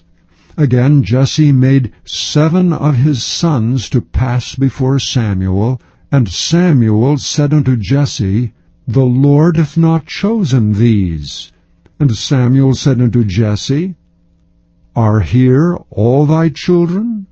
And he said, There remaineth yet the youngest, and behold, he keepeth the sheep. And Samuel said unto Jesse, Send and fetch him, for we will not sit down till he come hither. And he sent and brought him in. Now he was ruddy, and withal of a beautiful countenance, and goodly to look to. And the Lord said, Arise, anoint him, for this is he. Then Samuel took the horn of oil, and anointed him in the midst of his brethren. And the Spirit of the Lord came upon David from that day forward. So Samuel rose up and went to Ramah. But the Spirit of the Lord departed from Saul, and an evil spirit from the Lord troubled him. And Saul's servants said unto him, Behold, now an evil spirit from God troubleth thee. Let our Lord now command thy servants, which are before thee, to seek out a man who is a cunning player on an harp. And it shall come to pass, when the evil spirit from God is upon thee, that he shall play with his hand, and thou shalt be well. And Saul said unto his servants, Provide me now a man that can play well, and bring him to me. Then answered one of the servants, and said, Behold, I have seen a son of Jesse the Bethlehemite, that is cunning in playing, and a mighty valiant man, and a man of war, and prudent in matters, and a comely person, and the Lord is with him. Wherefore Saul sent messengers unto Jesse, and said, Send me David thy son, which is with the sheep. And Jesse took an ass laden with bread, and a bottle of wine, and a kid, and sent them by David his son unto Saul. And David came to Saul, and stood before him. And he loved him greatly, and he became his armor-bearer. And Saul sent to Jesse, saying, Let David, I pray thee, stand before me, for he hath found favor in my sight. And it came to pass, when the evil spirit from God was upon Saul, that David took an harp and played with his hand. So Saul was refreshed, and was well, and the evil spirit departed from him. Chapter 17. Now the Philistines gathered together their armies to battle, and were gathered together at Shochoh, which belongeth to Judah, and pitched between Shochoh and Azekah in Ephes-dammim. And Saul and the men of Israel were gathered together and pitched by the valley of Elah, and set the battle in array against the Philistines.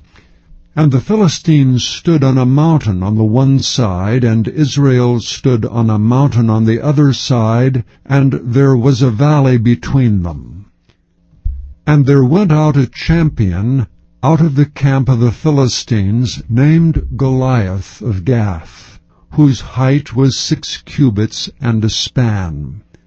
And he had an helmet of brass upon his head, and he was armed with a coat of mail, and the weight of the coat was 5,000 shekels of brass. And he had greaves of brass upon his legs, and a target of brass between his shoulders.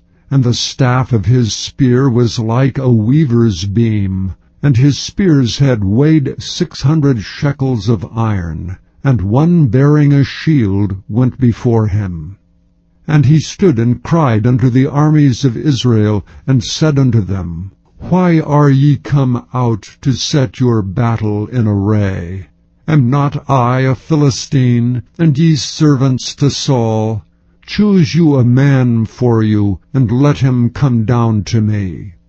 If he be able to fight with me and to kill me, then will we be your servants. But if I prevail against him and kill him, then shall ye be our servants and serve us.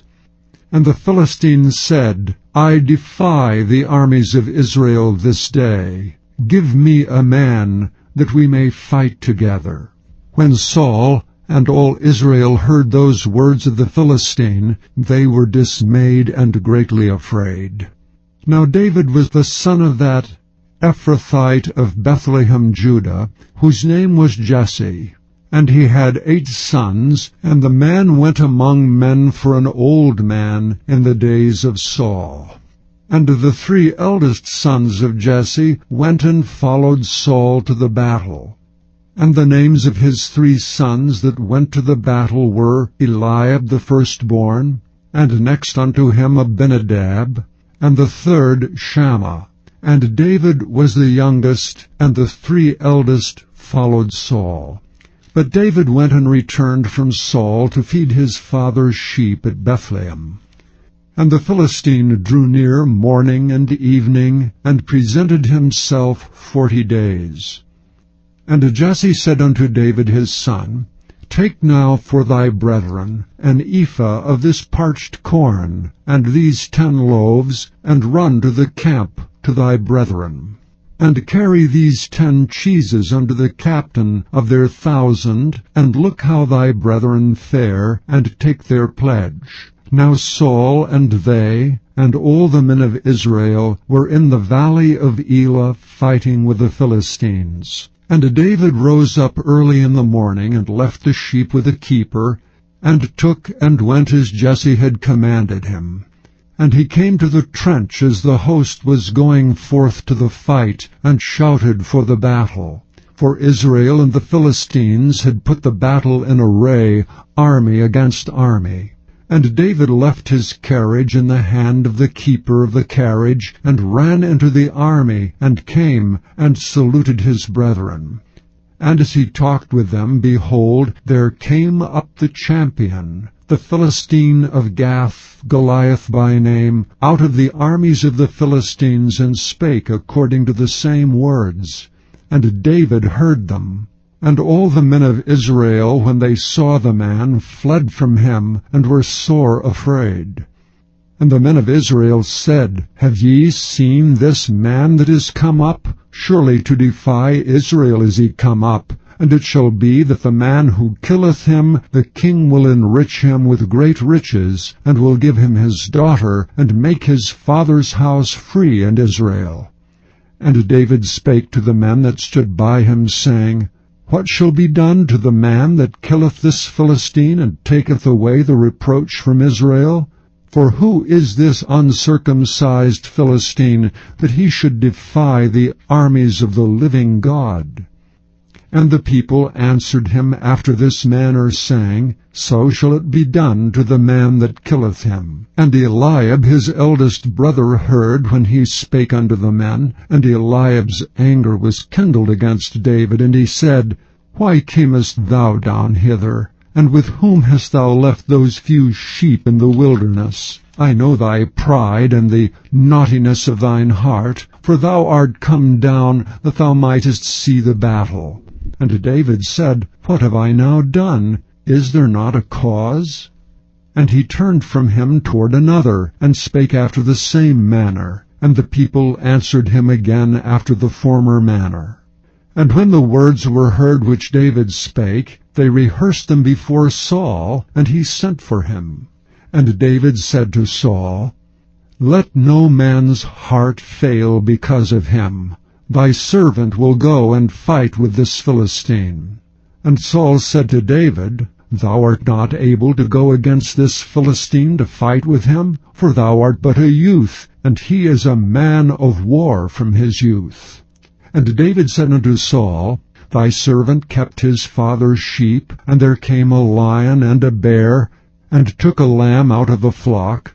And I went out after him, and smote him, and delivered it out of his mouth. And when he rose against me, I caught him by his beard, and smote him, and slew him. Thy servant slew both the lion and the bear. And this uncircumcised Philistine shall be as one of them, seeing he hath defied the armies of the living God. David said moreover, The Lord that delivered me out of the paw of the lion, and out of the paw of the bear, he will deliver me out of the hand of this Philistine. And Saul said unto David, Go, and the Lord be with thee. And Saul armed David with his armor, and he put an helmet of brass upon his head. Also he armed him with a coat of mail. And David girded his sword upon his armor, and he essayed to go, for he had not proved it. And David said unto Saul, I cannot go with these, for I have not proved them. And David put them off him. And he took his staff in his hand, and he chose him 5 smooth stones out of the brook, and put them in a shepherd's bag which he had, even in a scrip. And his sling was in his hand, and he drew near to the Philistine.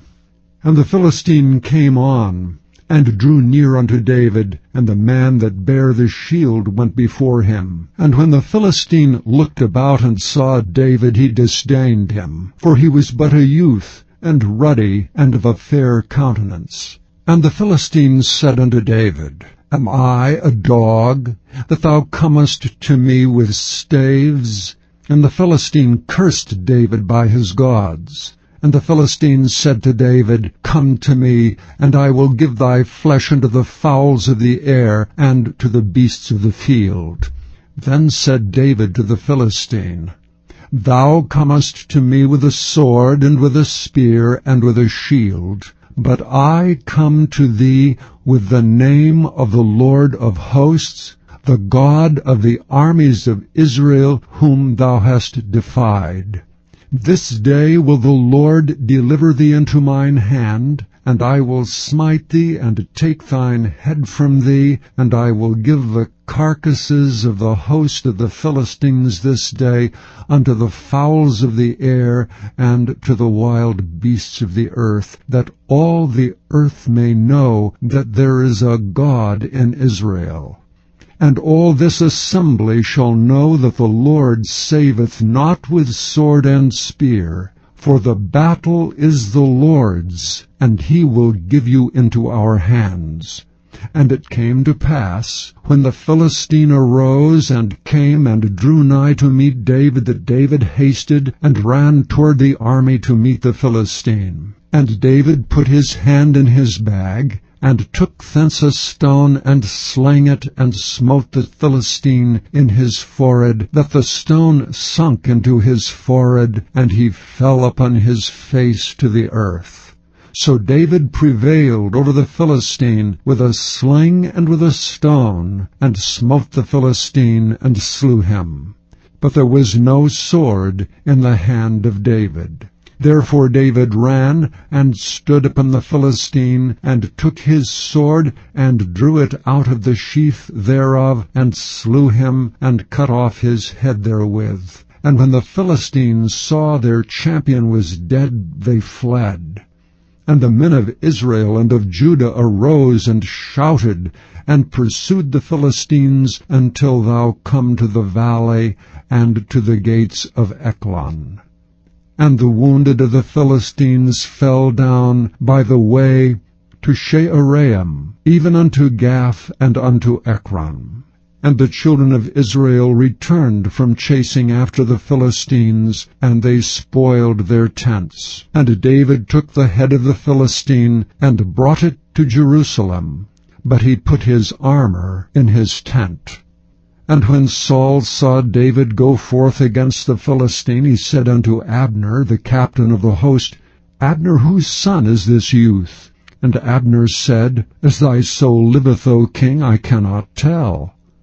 And the king said, Inquire thou whose son the stripling is. And as David returned from the slaughter of the Philistine, Abner took him, and brought him before Saul with the head of the Philistine in his hand.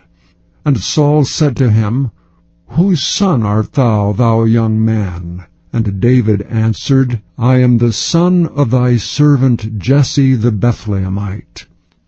Chapter 18.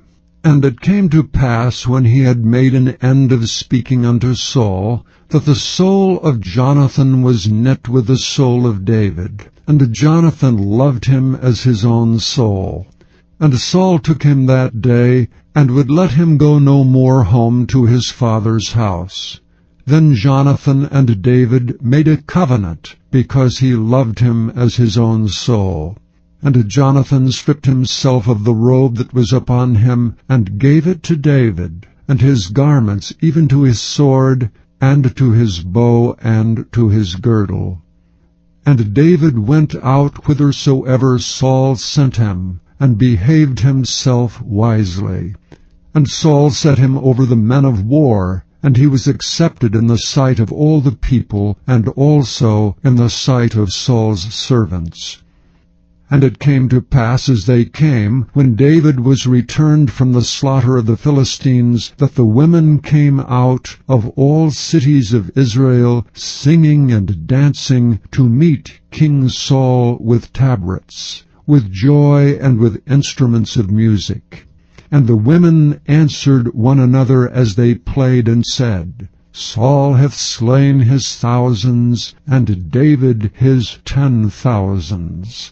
And Saul was very wroth, and the saying displeased him. And he said, They have ascribed unto David 10,000s, and to me they have ascribed but thousands. And what can he have more but the kingdom? And Saul eyed David from that day and forward.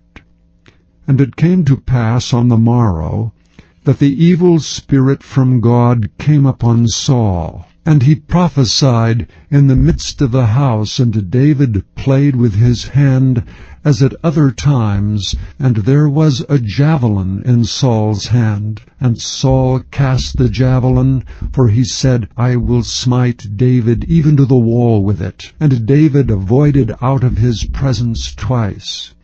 And Saul was afraid of David, because the Lord was with him, and he was departed from Saul.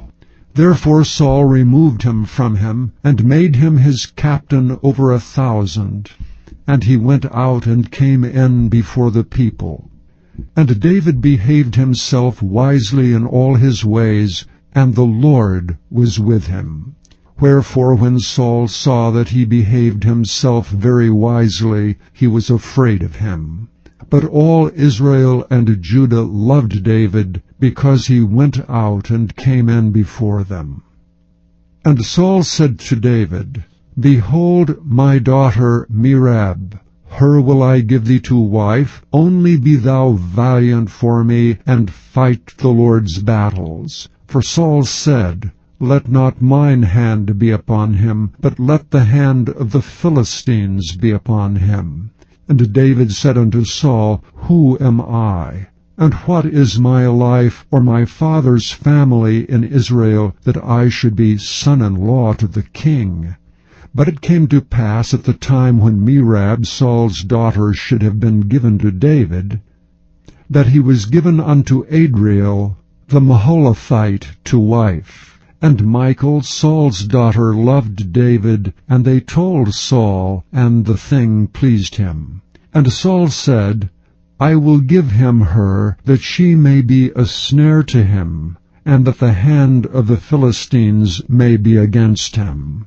Wherefore Saul said to David, Thou shalt this day be my son-in-law in the one of the twain.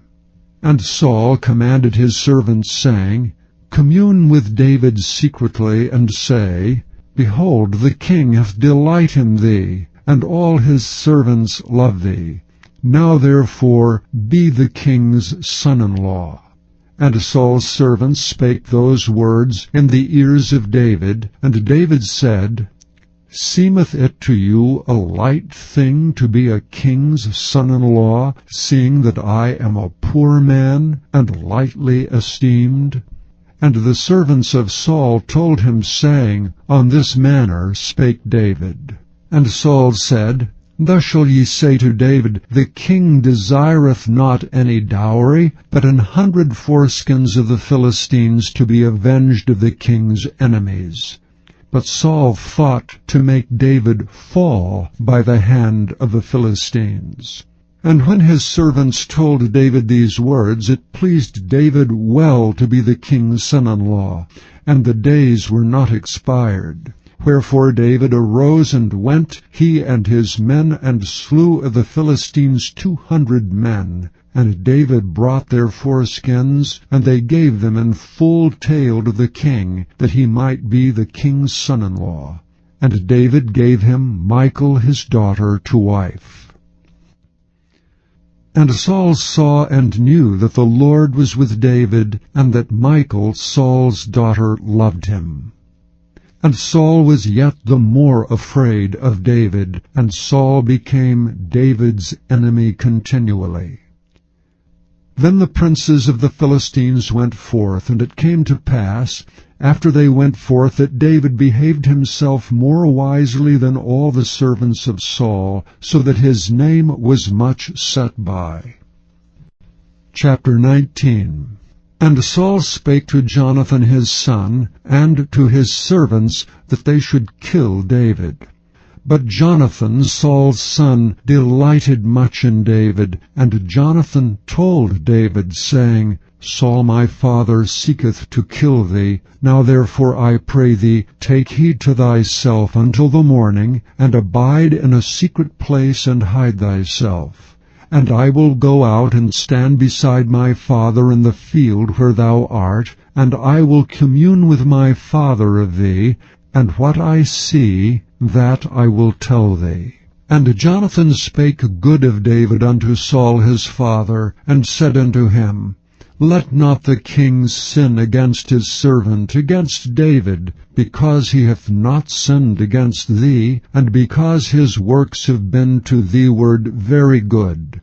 For he did put his life in his hand, and slew the Philistine, and the Lord wrought a great salvation for all Israel. Thou sawest it, and didst rejoice. Wherefore then wilt thou sin against innocent blood, to slay David without a cause? And Saul hearkened unto the voice of Jonathan. And Saul sware, As the Lord liveth, he shall not be slain.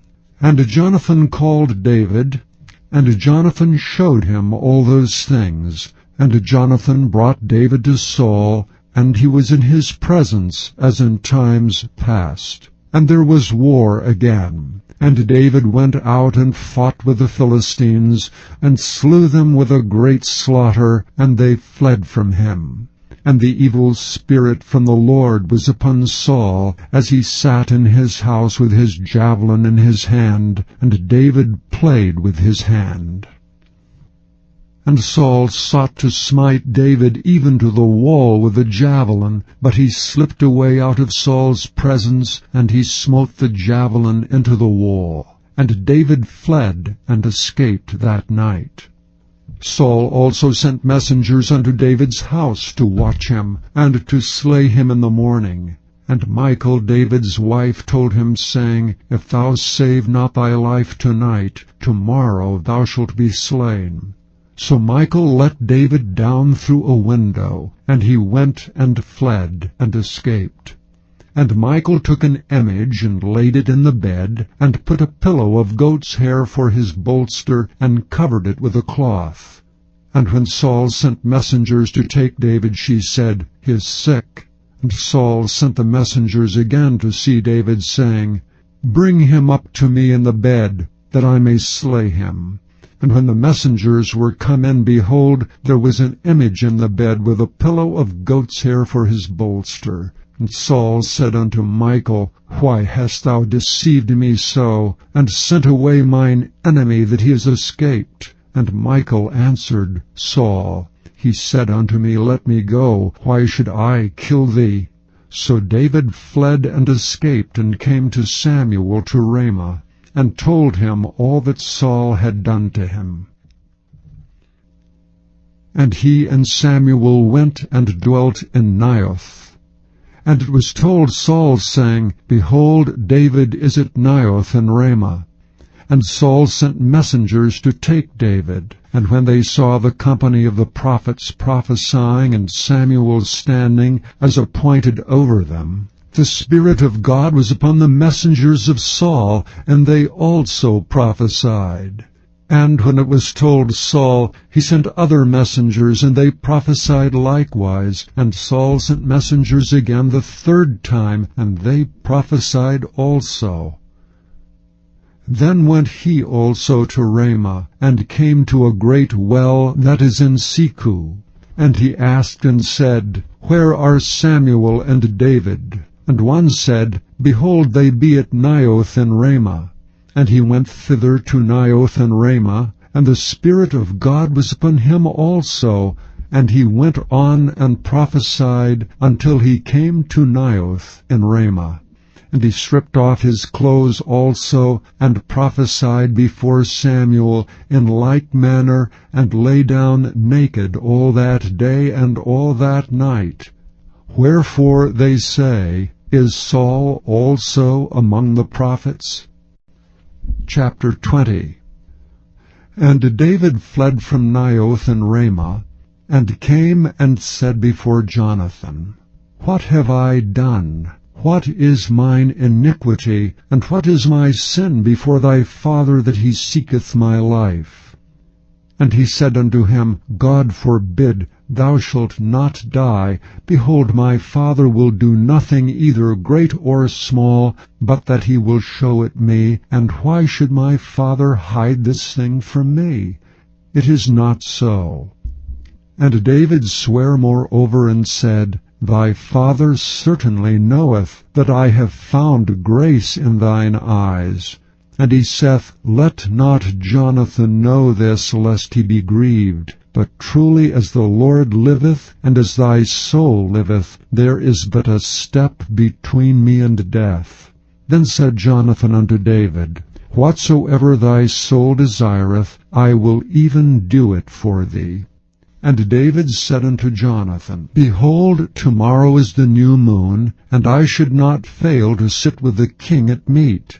But let me go, that I may hide myself in the field unto the third day at even. If thy father at all miss me, then say, David earnestly asked leave of me, that he might run to Bethlehem his city, for there is a yearly sacrifice there for all the family. If he say thus, It is well, thy servant shall have peace. But if he be very wroth, then be sure that evil is determined by him. Therefore thou shalt deal kindly with thy servant, for thou hast brought thy servant into a covenant of the Lord with thee. Notwithstanding, if there be in me iniquity, slay me thyself, for why shouldst thou bring me to thy father? And Jonathan said, Far be it from thee, For if I knew certainly that evil were determined by my father to come upon thee, then would I not tell it thee? Then said David to Jonathan, Who shall tell me? Or what if thy father answer thee roughly? And Jonathan said unto David, Come, and let us go out into the field. And they went out both of them into the field. And Jonathan said unto David, O Lord God of Israel, when I have sounded my father about tomorrow any time, or the third day, and behold, if there be good toward David, and I then send not unto thee, and show it thee, the Lord do so and much more to Jonathan. But if it please my father to do thee evil, then I will show it thee, and send thee away, that thou mayest go in peace. And the Lord be with thee, as he hath been with my father. And thou shalt not only, while yet I live, show me the kindness of the Lord, that I die not, but also thou shalt not cut off thy kindness from my house forever, no, not when the Lord hath cut off the enemies of David, every one of them from the face of the earth. So Jonathan made a covenant with the house of David, saying, Let the Lord even require it at the hand of David's enemies. And Jonathan caused David to swear again, because he loved him, for he loved him as he loved his own soul. Then Jonathan said to David, Tomorrow is the new moon, and thou shalt be missed, because thy seat will be empty. And when thou hast stayed 3 days, then thou shalt go down quickly, and come to the place where thou didst hide thyself when the business was in hand, and shalt remain by the stone easel. And I will shoot 3 arrows on the side thereof, as though I shot at a mark. And behold, I will send a lad, saying, Go, find out the arrows. If I expressly say unto the lad, Behold, the arrows are on this side of thee, take them. Then come thou, for there is peace to thee, and no hurt, as the Lord liveth. But if I say thus unto the young man, Behold, the arrows are beyond thee, go thy way, for the Lord hath sent thee away. And as touching the matter which thou and I have spoken of, behold, the Lord be between thee and me forever. So David hid himself in the field, and when the new moon was come, the king sat him down to eat meat. And the king sat upon his seat, as at other times, even upon a seat by the wall. And Jonathan arose, and Abner sat by Saul's side, and David's place was empty. Nevertheless Saul spake not anything that day, for he thought, Something hath befallen him. He is not clean. Surely he is not clean. And it came to pass on the morrow, which was the 2nd day of the month, that David's place was empty. And Saul said unto Jonathan his son, Wherefore cometh not the son of Jesse to meat, neither yesterday nor today? And Jonathan answered Saul, David earnestly asked leave of me to go to Bethlehem. And he said, Let me go, I pray thee, for our family hath a sacrifice in the city, and my brother, he hath commanded me to be there. And now, if I have found favor in thine eyes, let me go away, I pray thee, and see my brethren. Therefore he cometh not unto the king's table. Then Saul's anger was kindled against Jonathan, and he said unto him, Thou son of the perverse rebellious woman, do not I know that thou hast chosen the son of Jesse to thine own confusion, and unto the confusion of thy mother's nakedness? For as long as the son of Jesse liveth upon the ground, thou shalt not be established, nor thy kingdom. Wherefore now send and fetch him unto me, for he shall surely die. And Jonathan answered Saul his father, and said unto him, Wherefore shall he be slain? What hath he done? And Saul cast a javelin at him to smite him. whereby Jonathan knew that it was determined of his father to slay David. So Jonathan arose from the table in fierce anger, and did eat no meat the 2nd day of the month. For he was grieved for David, because his father had done him shame. And it came to pass in the morning, that Jonathan went out into the field at the time appointed with David, and a little lad with him. And he said unto his lad, Run, find out now the arrows which I shoot. And as the lad ran, he shot an arrow beyond him. And when the lad was come to the place of the arrow which Jonathan had shot, Jonathan cried after the lad, and said, Is not the arrow beyond thee? And Jonathan cried after the lad, Make speed, haste, stay not. And Jonathan's lad gathered up the arrows, and came to his master. But the lad knew not anything, only Jonathan and David knew the matter. And Jonathan gave his artillery unto his lad, and said unto him, Go carry them to the city. And as soon as the lad was gone, David arose out of a place toward the south, and fell on his face to the ground, and bowed himself 3 times. And they kissed one another, and wept with one another, until David exceeded. And Jonathan said to David, Go in peace, forasmuch as we have sworn both of us in the name of the Lord, saying, The Lord be between me and thee, and between my seed and thy seed forever. And he arose and departed, and Jonathan went into the city. Chapter 21. Then came David to Nob, to Ahimelech the priest. And Ahimelech was afraid at the meeting of David, and said unto him, Why art thou alone, and no man with thee? And David said unto Ahimelech the priest, The king hath commanded me a business, and hath said unto me, Let no man know anything of the business whereabout I send thee, and what I have commanded thee. And I have appointed my servants to such and such a place.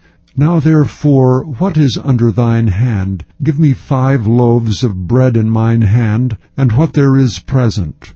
And the priest answered David and said, There is no common bread under mine hand, but there is hallowed bread, if the young men have kept themselves at least from women. And David answered the priest, and said unto him, Of a truth, women have been kept from us about these 3 days, since I came out, and the vessels of the young men are holy, and the bread is in a manner common, yea, though it were sanctified this day in the vessel. So the priest gave him hallowed bread, for there was no bread there but the showbread, that was taken from before the Lord, to put hot bread in the day when it was taken away. Now a certain man of the servants of Saul was there that day, detained before the Lord, and his name was Doeg an Edomite, the chiefest of the herdsmen that belonged to Saul. And David said unto Ahimelech, And is there not here under thine hand spear or sword? For I have neither brought my sword nor my weapons with me, because the king's business required haste. And the priest said, The sword of Goliath the Philistine, whom thou slewest in the valley of Elah, behold, it is here wrapped in a cloth behind the ephod. If thou wilt take that, take it, for there is no other save that here. And David said, There is none like that, give it me. And David arose and fled that day for fear of Saul, and went to Achish the king of Gath. And the servants of Achish said unto him, Is not this David the king of the land? Did they not sing one to another of him in dances, saying, Saul hath slain his thousands, and David his 10,000s? And David laid up these words in his heart, and was sore afraid of Achish the king of Gath. And he changed his behavior before them, and feigned himself mad in their hands, and scrabbled on the doors of the gate, and let his spittle fall down upon his beard. Then said Achish unto his servants, Lo, ye see the man is mad. Wherefore then have ye brought him to me? Have I need of madmen, that ye have brought this fellow to play the madman in my presence? Shall this fellow come into my house? Chapter 22. David therefore departed thence, and escaped to the cave Adullam. And when his brethren and all his father's house heard it, they went down thither to him. And every one that was in distress, and every one that was in debt, and every one that was discontented, gathered themselves unto him, and he became a captain over them. And there were with him about 400 men. And David went thence to Mizpeh of Moab, and he said unto the king of Moab, Let my father and my mother, I pray thee, come forth and be with you, till I know what God will do for me. And he brought them before the king of Moab, and they dwelt with him all the while that David was in the hold. And the prophet Gad said unto David, Abide not in the hold, depart, and get thee into the land of Judah. Then David departed, and came into the forest of Hareth. When Saul heard that David was discovered, and the men that were with him, now Saul abode in Gibeah, under a tree in Ramah, having his spear in his hand, and all his servants were standing about him. Then Saul said unto his servants that stood about him, Hear now, ye Benjamites, will the son of Jesse give every one of you fields and vineyards, and make you all captains of thousands and captains of hundreds, that all of you have conspired against me? And there is none that showeth me that my son hath made a league with the son of Jesse? And there is none of you that is sorry for me, or showeth unto me that my son hath stirred up my servant against me to lie in wait as at this day?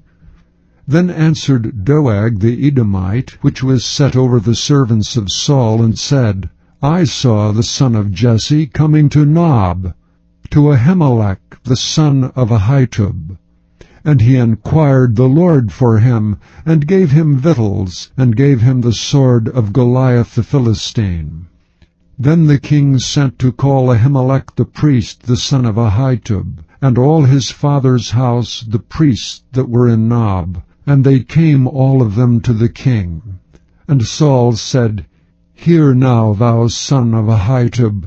And he answered, Here I am, my lord. And Saul said unto him, Why have ye conspired against me, thou and the son of Jesse, and that thou hast given him bread and a sword, and hast inquired of God for him, that he should rise against me to lie in wait, as at this day? Then Ahimelech answered the king and said, And who is so faithful among all thy servants as David, which is the king's son-in-law, and goeth at thy bidding, and is honorable in thine house? Did I then begin to inquire of God for him? Be it far from me. Let not the king impute anything unto his servant, nor to all the house of my father. For thy servant knew nothing of all this, less or more. And the king said, Thou shalt surely die, Ahimelech, thou and all thy father's house. And the king said unto the footmen that stood about him, Turn and slay the priests of the Lord, because their hand also is with David, and because they knew when he fled, and did not show it to me. But the servants of the king would not put forth their hand to fall upon the priests of the Lord. And the king said to Doeg, Turn thou and fall upon the priests. And Doeg the Edomite turned and fell upon the priests, and slew on that day 75 persons that did wear a linen ephod. And Nob, the city of the priests, smote he with the edge of the sword, both men and women, children and sucklings, and oxen and asses and sheep, with the edge of the sword. And one of the sons of Ahimelech, the son of Ahitub, named Abiathar, escaped and fled after David. And Abiathar showed David that Saul had slain the Lord's priests. And David said unto Abiathar, I knew it that day, when Doeg the Edomite was there, that he would surely tell Saul, I have occasioned the death of all the persons of thy father's house. Abide thou with me, fear not, for he that seeketh my life seeketh thy life. But with me thou shalt be in safeguard. Chapter 23. Then they told David, saying, Behold, the Philistines fight against Keilah, and they rob the threshing floors. Therefore David inquired of the Lord, saying, Shall I go and smite these Philistines? And the Lord said unto David, Go and smite the Philistines, and save Keilah. And David's men said unto him, Behold, we be afraid here in Judah. How much more then if we come to Keilah, against the armies of the Philistines? Then David inquired of the Lord yet again, and the Lord answered him and said, Arise, go down to Keilah, for I will deliver the Philistines into thine hand. So David and his men went to Keilah, and fought with the Philistines, and brought away their cattle, and smote them with a great slaughter. So David saved the inhabitants of Keilah.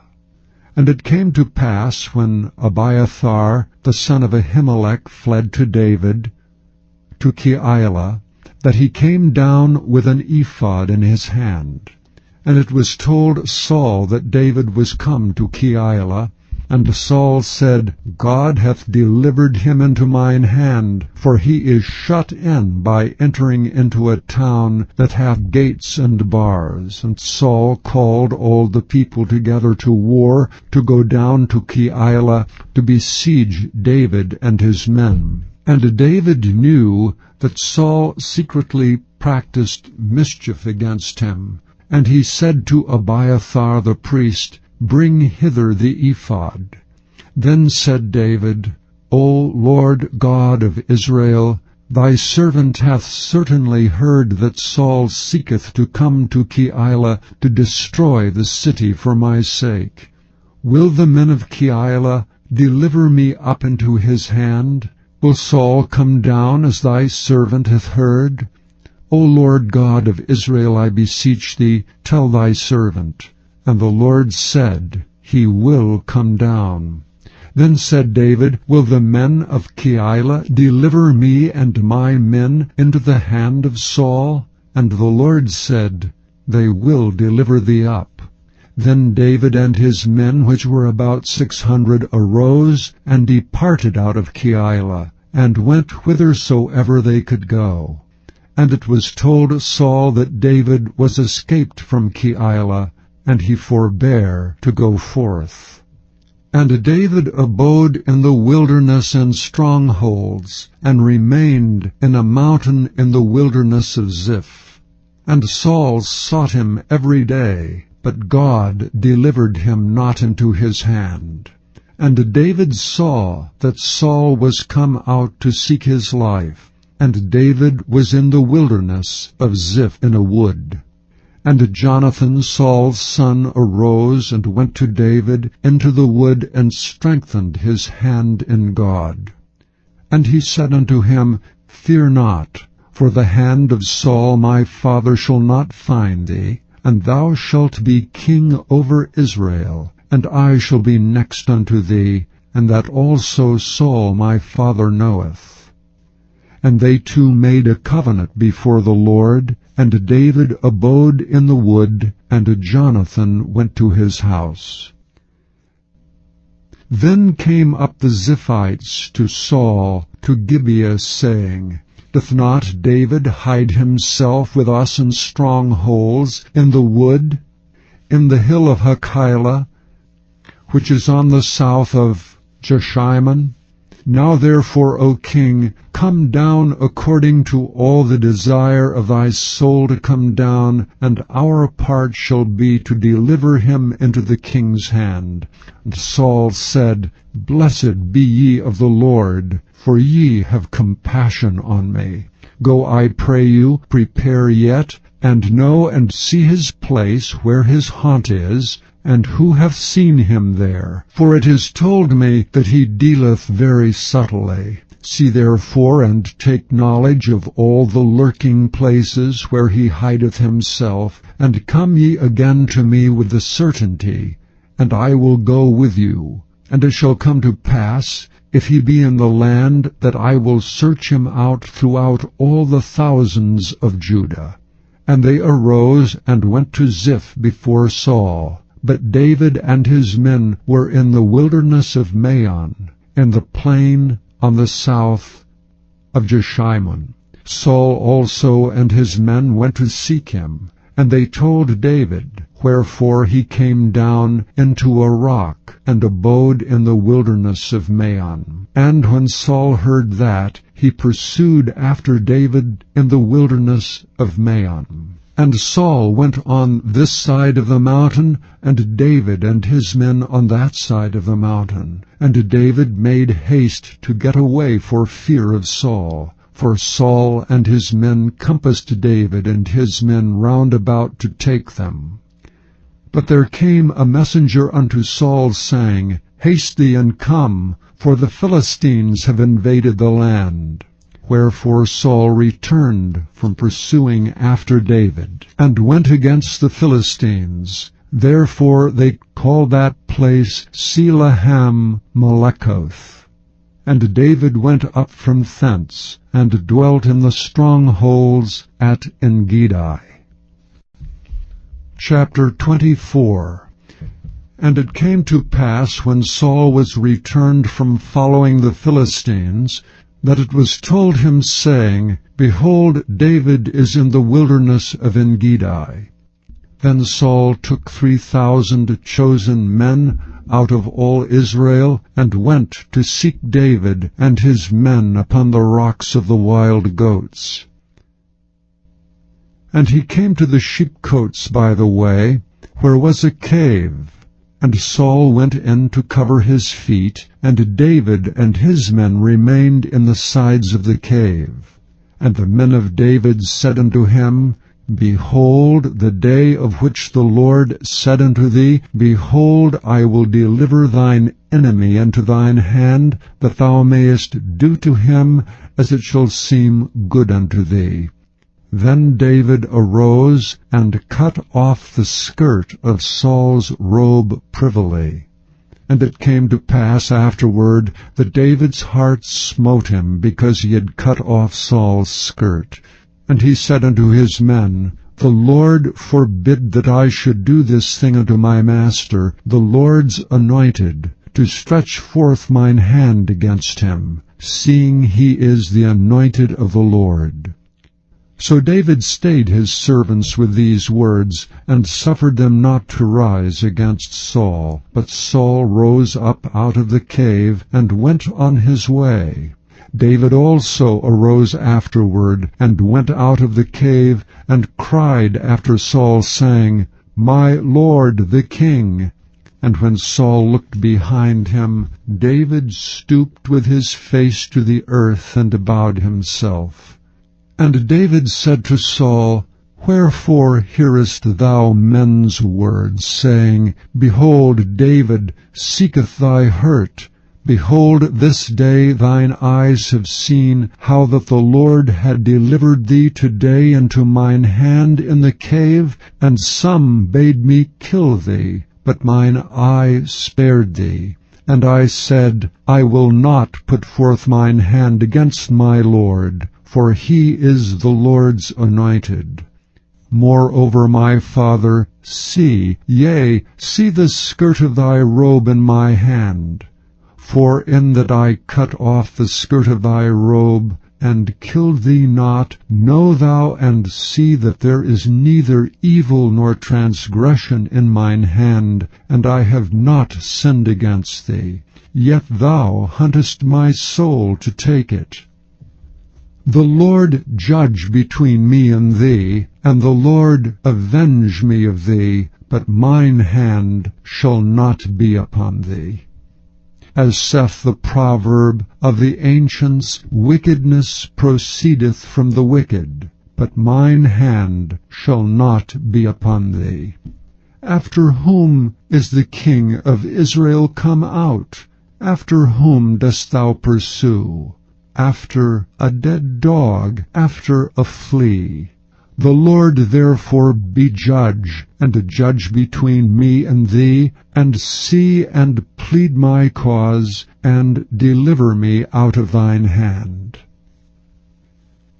And it came to pass, when David had made an end of speaking these words unto Saul, that Saul said, Is this thy voice, my son David? And Saul lifted up his voice and wept.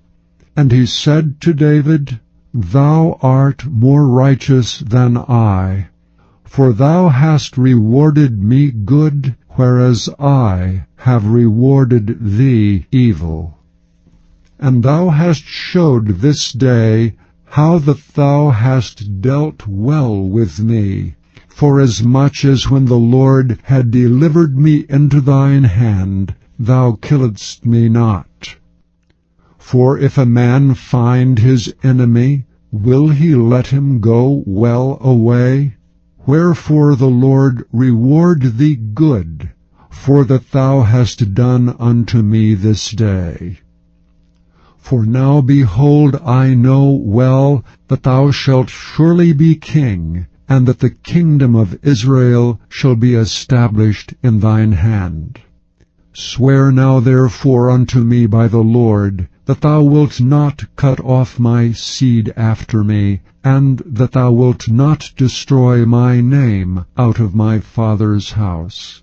And David sware unto Saul, and Saul went home, but David and his men gat them up unto the hold. Chapter 25. And Samuel died, and all the Israelites were gathered together, and lamented him, and buried him in his house at Ramah. And David arose, and went down to the wilderness of Paran. And there was a man in Maon, whose possessions were in Carmel.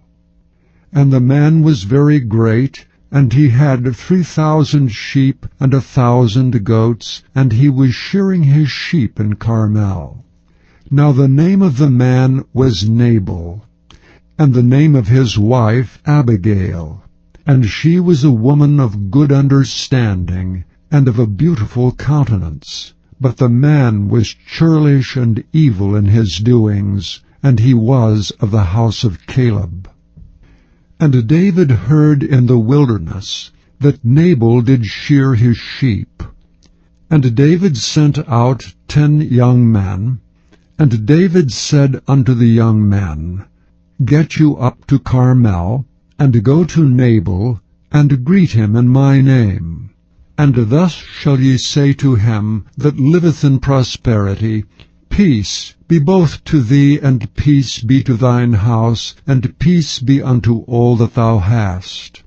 And now I have heard that thou hast shearers. Now thy shepherds which were with us, we hurt them not, neither was there aught missing unto them all the while they were in Carmel. Ask thy young men, and they will show thee. Wherefore let the young men find favor in thine eyes. For we come in a good day. Give, I pray thee, whatsoever cometh to thine hand unto thy servants and to thy son David. And when David's young men came, they spake to Nabal according to all those words in the name of David, and ceased. And Nabal answered David's servants and said, Who is David, and who is the son of Jesse?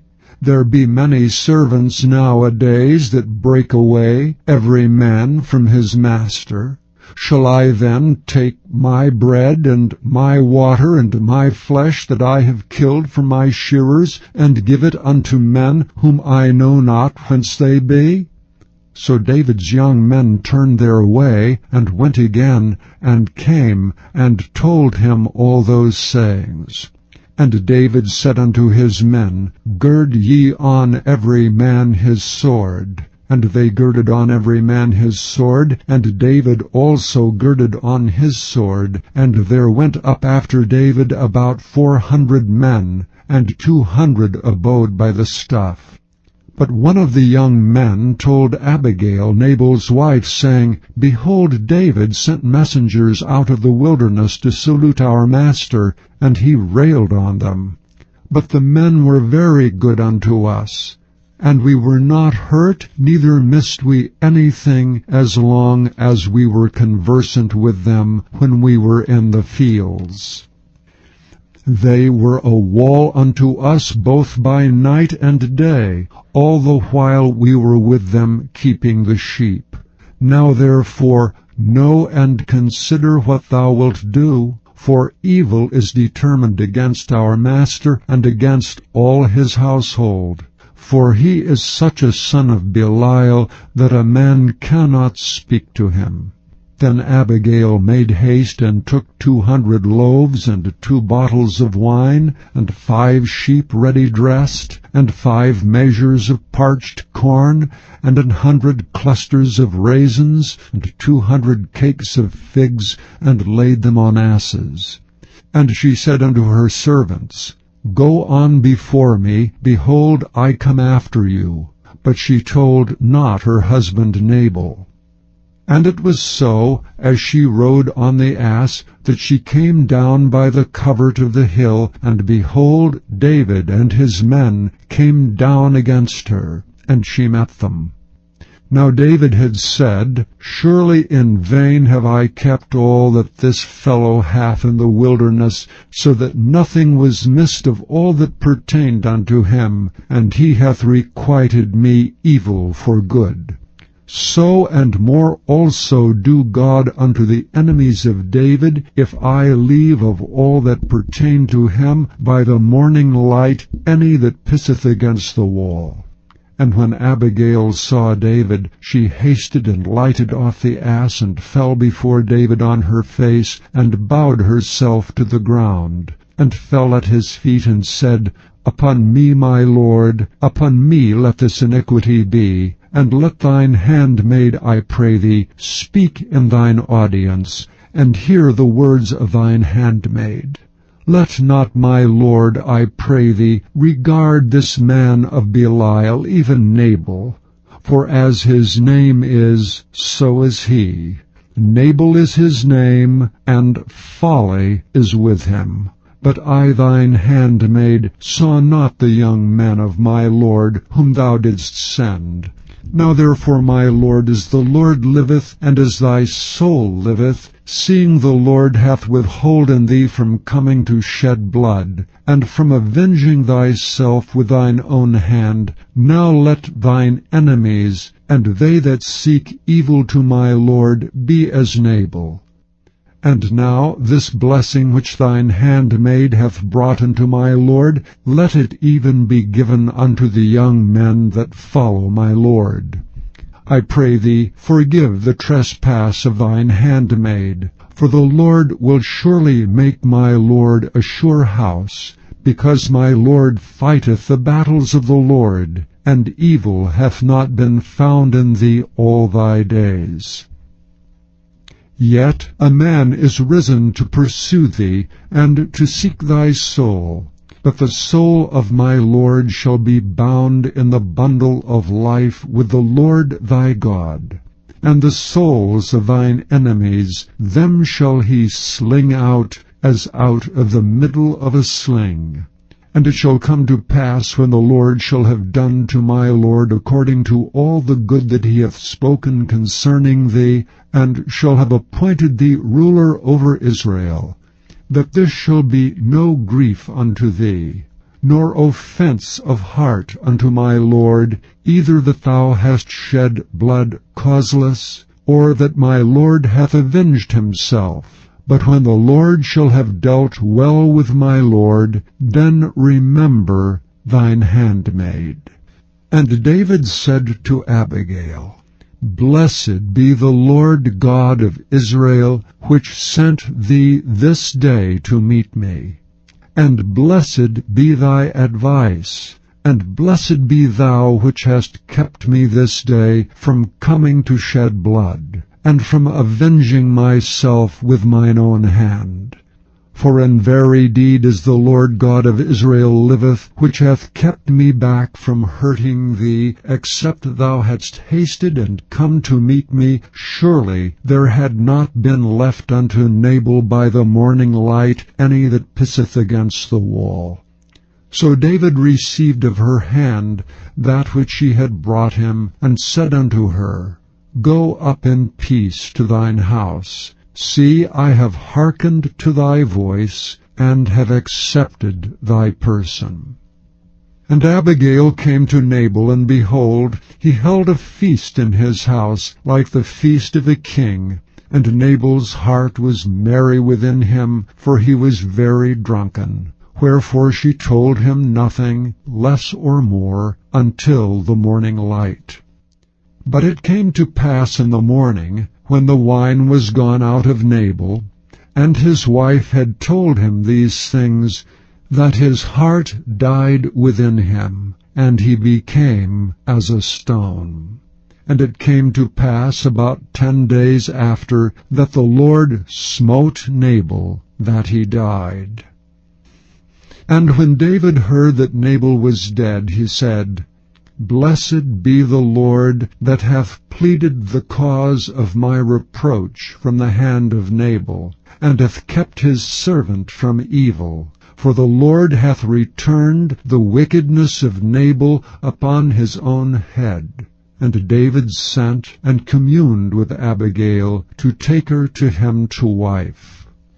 And when the servants of David were come to Abigail to Carmel, they spake unto her, saying, David sent us unto thee, to take thee to him to wife. And she arose, and bowed herself on her face to the earth, and said, Behold, let thine handmaid be a servant to wash the feet of the servants of my Lord. And Abigail hasted, and arose, and rode upon an ass with 5 damsels of hers that went after her. And she went after the messengers of David, and became his wife. David also took Ahinoam of Jezreel, and they were also both of them his wives. But Saul had given Michal his daughter, David's wife, to Phalti the son of Laish, which was of Gallim. Chapter 26. And the Ziphites came unto Saul to Gibeah, saying, Doth not David hide himself in the hill of Hachilah, which is before Jeshimon? Then Saul arose and went down to the wilderness of Ziph, having 3,000 chosen men of Israel with him, to seek David in the wilderness of Ziph. And Saul pitched in the hill of Hachilah, which is before Jeshimon, by the way. But David abode in the wilderness. And he saw that Saul came after him into the wilderness. David therefore sent out spies, and understood that Saul was come in very deed. And David arose and came to the place where Saul had pitched. And David beheld the place where Saul lay, and Abner the son of Ner, the captain of his host. And Saul lay in the trench, and the people pitched round about him.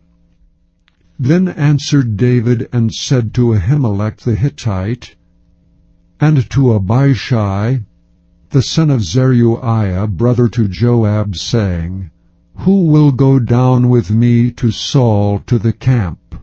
And Abishai said, I will go down with thee. So David and Abishai came to the people by night, and behold, Saul lay sleeping within the trench, and his spear stuck in the ground at his bolster. But Abner and the people lay round about him. Then said Abishai to David, God hath delivered thine enemy into thine hand this day. Now therefore let me smite him, I pray thee, with the spear, even to the earth at once, and I will not smite him the second time. And David said to Abishai, Destroy him not, for who can stretch forth his hand against the Lord's anointed and be guiltless? David said furthermore, As the Lord liveth, the Lord shall smite him, or his day shall come to die, or he shall descend into battle and perish. The Lord forbid that I should stretch forth mine hand against the Lord's anointed. But I pray thee, take thou now the spear that is at his bolster, and the cruse of water, and let us go.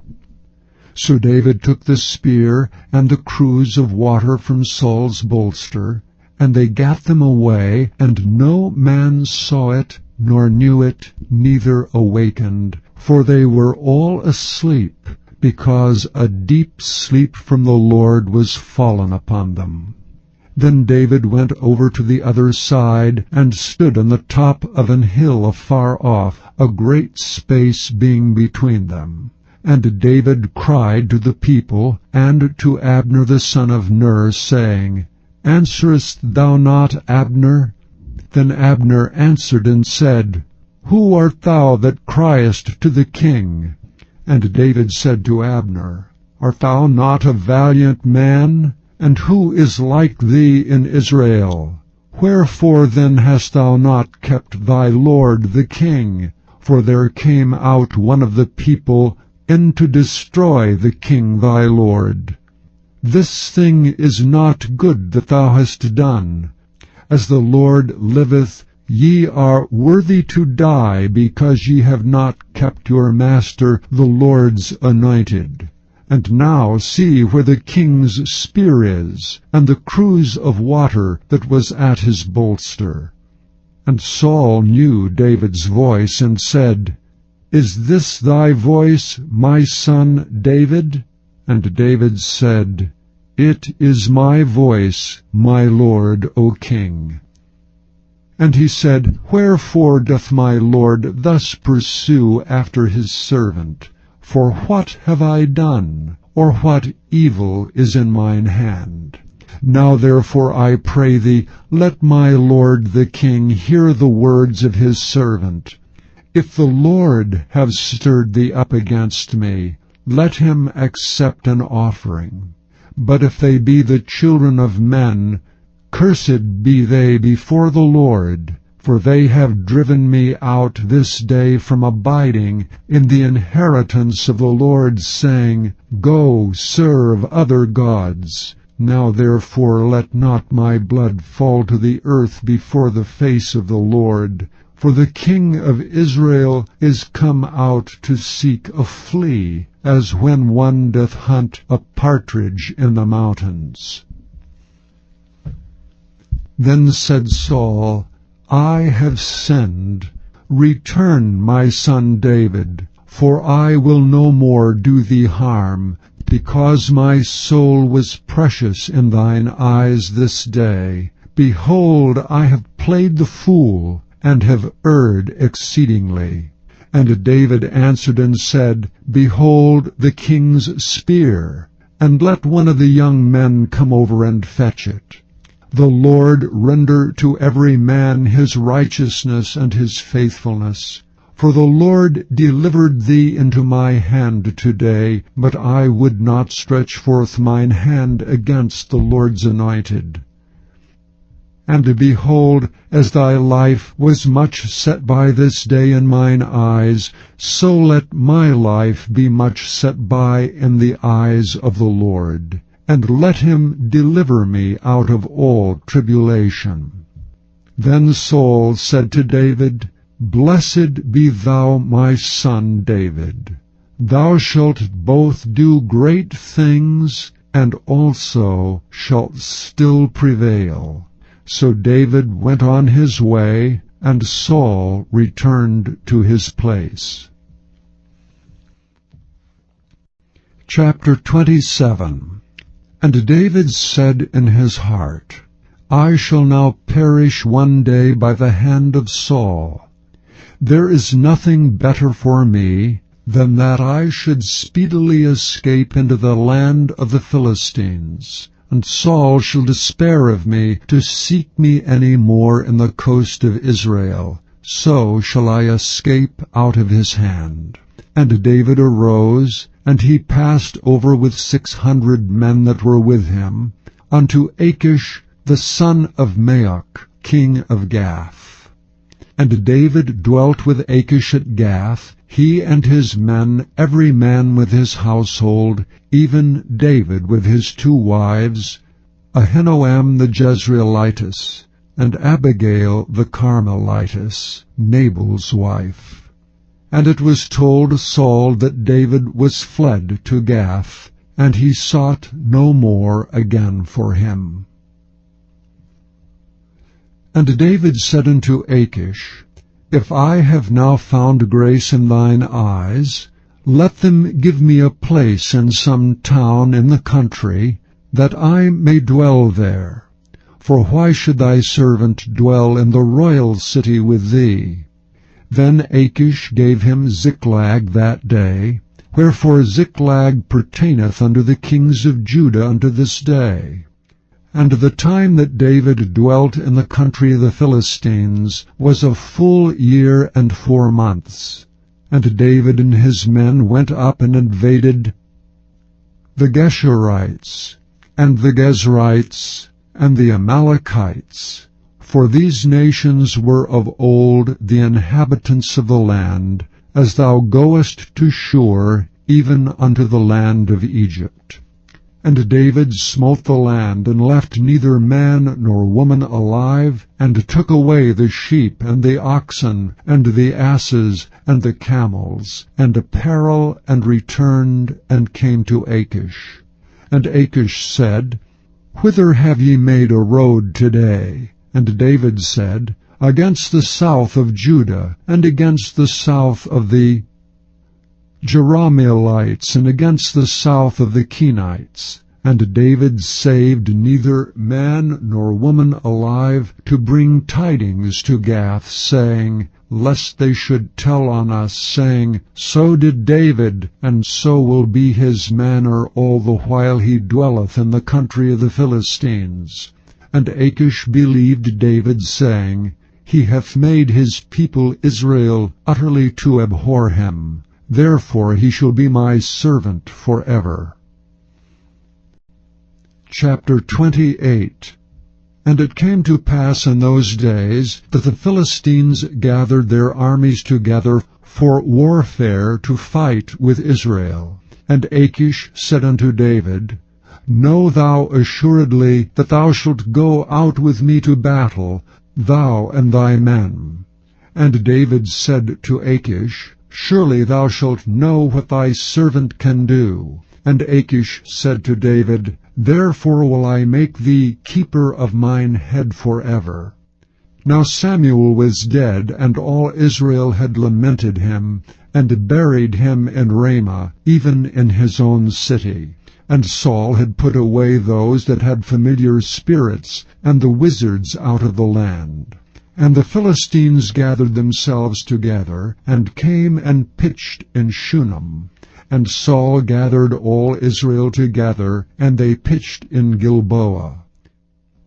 And when Saul saw the host of the Philistines, he was afraid, and his heart greatly trembled. And when Saul inquired of the Lord answered him not, neither by dreams, nor by Urim, nor by prophets. Then said Saul unto his servants, Seek me a woman that hath a familiar spirit, that I may go to her and inquire of her. And his servants said to him, Behold, there is a woman that hath a familiar spirit at Endor. And Saul disguised himself, and put on other raiment. And he went, and 2 men with him, and they came to the woman by night. And he said, I pray thee, divine unto me by the familiar spirit, and bring me him up, whom I shall name unto thee. And the woman said unto him, Behold, thou knowest what Saul hath done, how he hath cut off those that have familiar spirits and the wizards out of the land.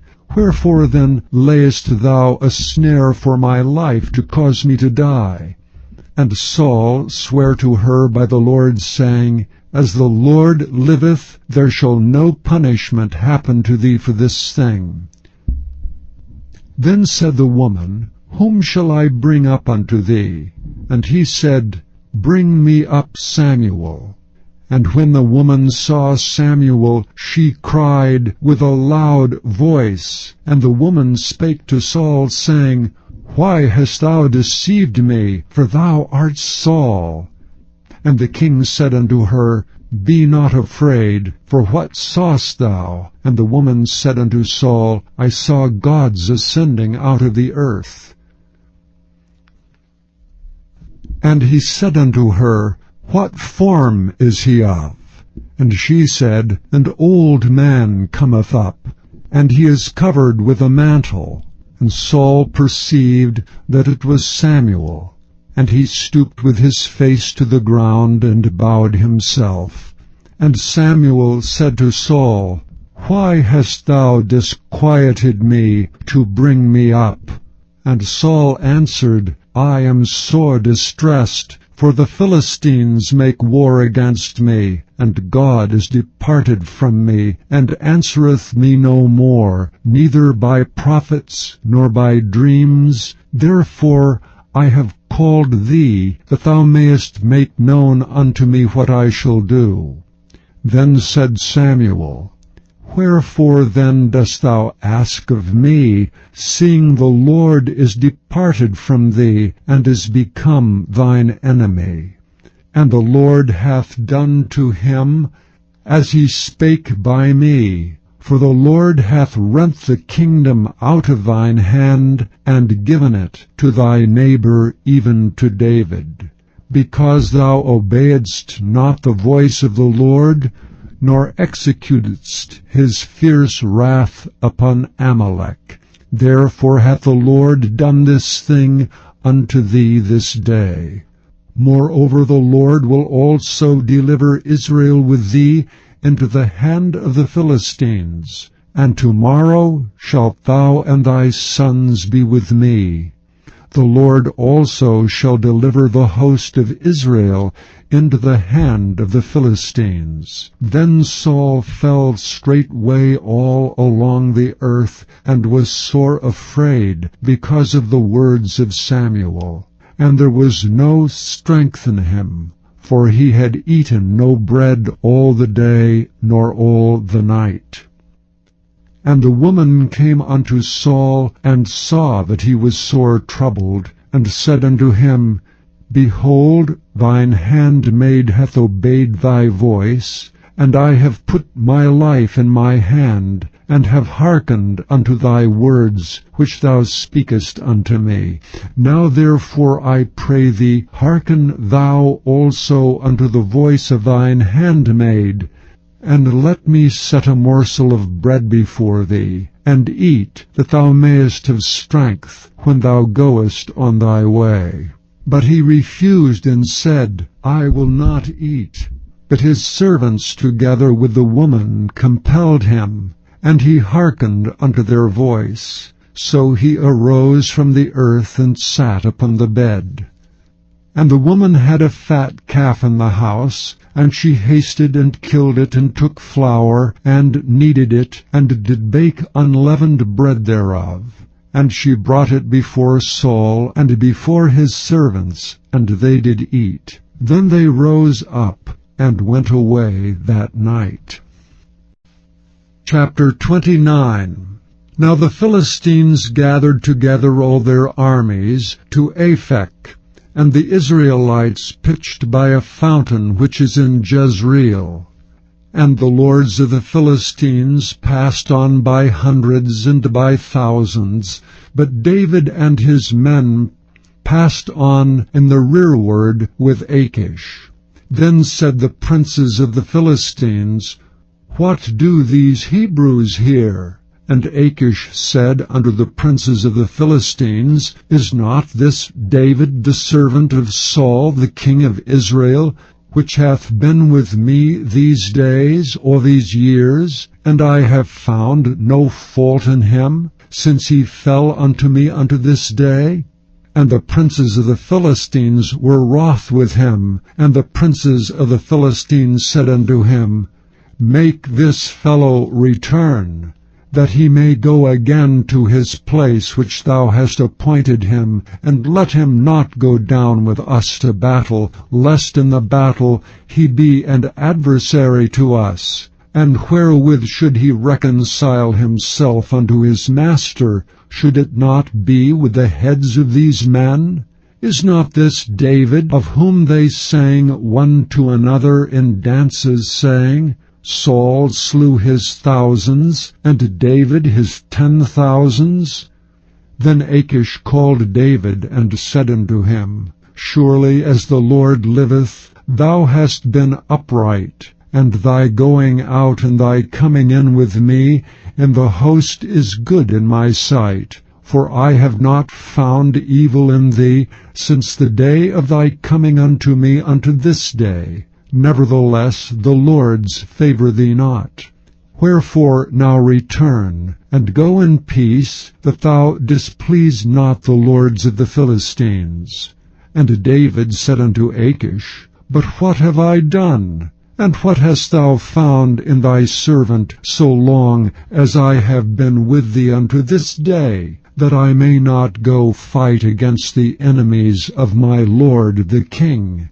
And Achish answered and said to David, I know that thou art good in my sight as an angel of God. Notwithstanding the princes of the Philistines have said, He shall not go up with us to the battle. Wherefore now rise up early in the morning with thy master's servants that are come with thee, and as soon as ye be up early in the morning and have light, depart. So David and his men rose up early to depart in the morning, to return into the land of the Philistines. And the Philistines went up to Jezreel. Chapter 30. And it came to pass, when David and his men were come to Ziklag, on the third day, that the Amalekites had invaded the south, and Ziklag, and smitten Ziklag, and burned it with fire, and had taken away the women captives that were therein. They slew not any, either great or small, but carried them away, and went on their way. So David and his men came to the city, and behold, it was burned with fire, and their wives, and their sons, and their daughters were taken captives. Then David and the people that were with him lifted up their voice and wept, until they had no more power to weep. And David's 2 wives were taken captives, Ahinoam the Jezreelitess, and Abigail the wife of Nabal the Carmelite. And David was greatly distressed, for the people spoke of stoning him, because the soul of all the people was grieved, every man for his sons and for his daughters. But David encouraged himself in the Lord his God. And David said to Abiathar the priest, Ahimelech's son, I pray thee, bring me hither the ephod.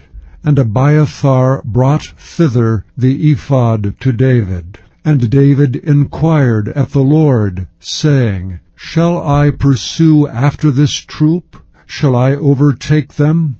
And he answered him, Pursue, for thou shalt surely overtake them, and without fail recover all. So David went, he and the 600 men that were with him, and came to the brook Besor, where those that were left behind stayed.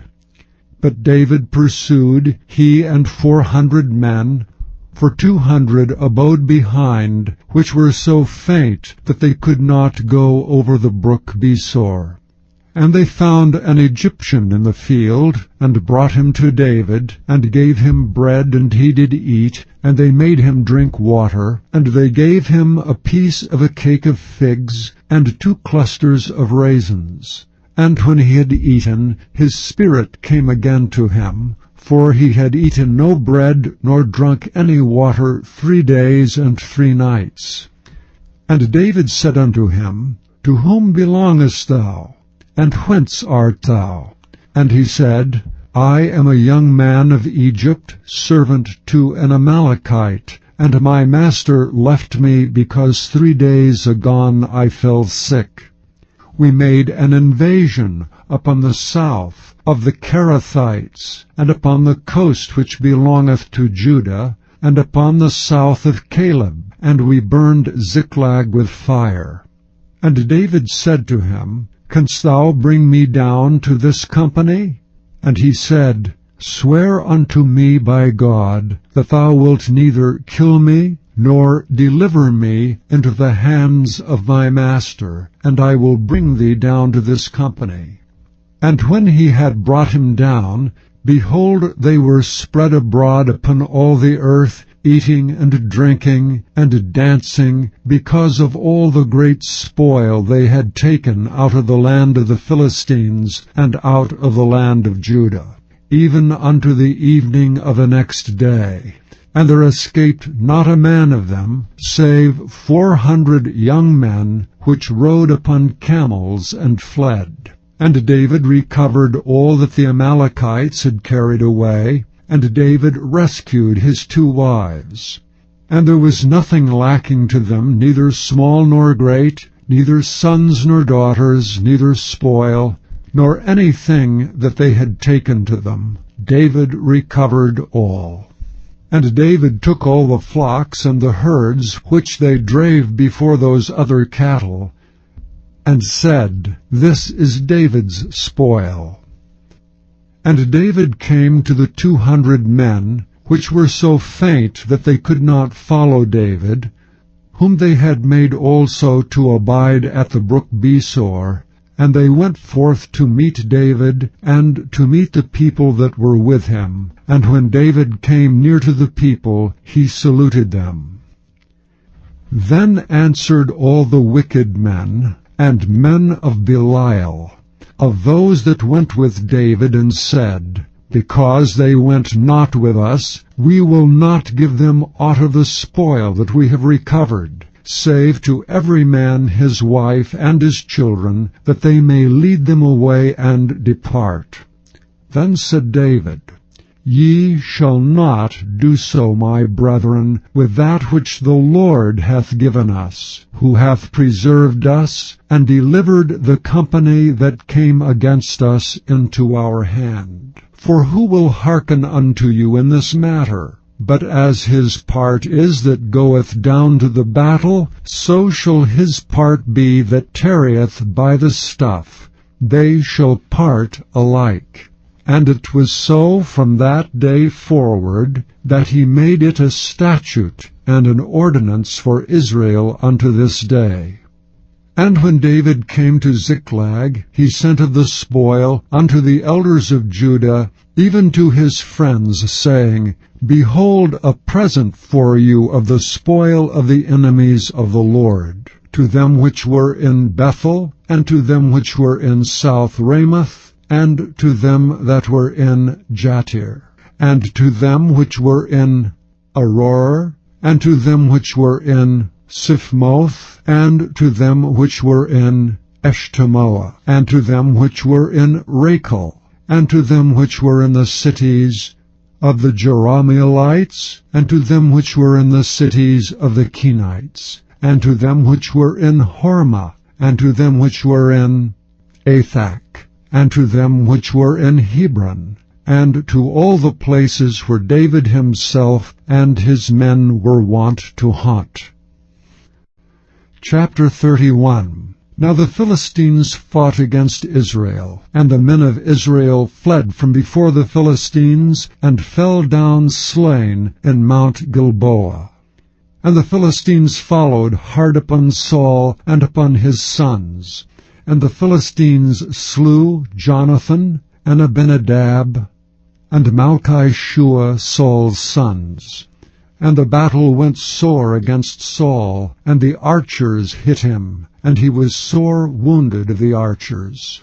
Then said Saul unto his armor-bearer, Draw thy sword, and thrust me through therewith, lest these uncircumcised come, and thrust me through, and abuse me. But his armor-bearer would not, for he was sore afraid. Therefore Saul took a sword, and fell upon it. And when his armor-bearer saw that Saul was dead, he fell likewise upon his sword, and died with him. So Saul died, and his 3 sons, and his armor-bearer, and all his men that same day together. And when the men of Israel that were on the other side of the valley, and they that were on the other side of Jordan, saw that the men of Israel fled, and that Saul and his sons were dead, they forsook the cities and fled, and the Philistines came and dwelt in them.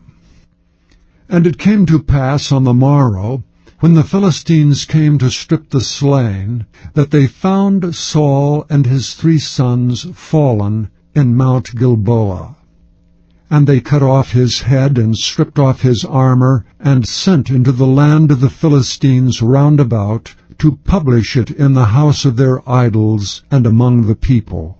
And they put his armor in the house of Ashtaroth, and they fastened his body to the wall of Bethshan. And when the inhabitants of Jabesh-Gilead heard of that which the Philistines had done to Saul, all the valiant men arose, and went all night, and took the body of Saul, and the bodies of his sons from the wall of Bethshan, and came to Jabesh, and burnt them there. And they took their bones, and buried them under a tree at Jabesh, and fasted 7 days. Thank you for listening to this recording of the King James Bible produced by Audio Scriptures International. Audio Scriptures International believes it is more important to spread the Word of God than to make a large profit. Please feel free to make copies of these recordings and distribute them freely so long as you adhere to the following guidelines. First, you may not charge any more than the cost to duplicate and send them. Secondly, you must make a complete copy of the recording, including this message. For commercial and fundraising distribution, please contact Audio Scriptures International for additional information.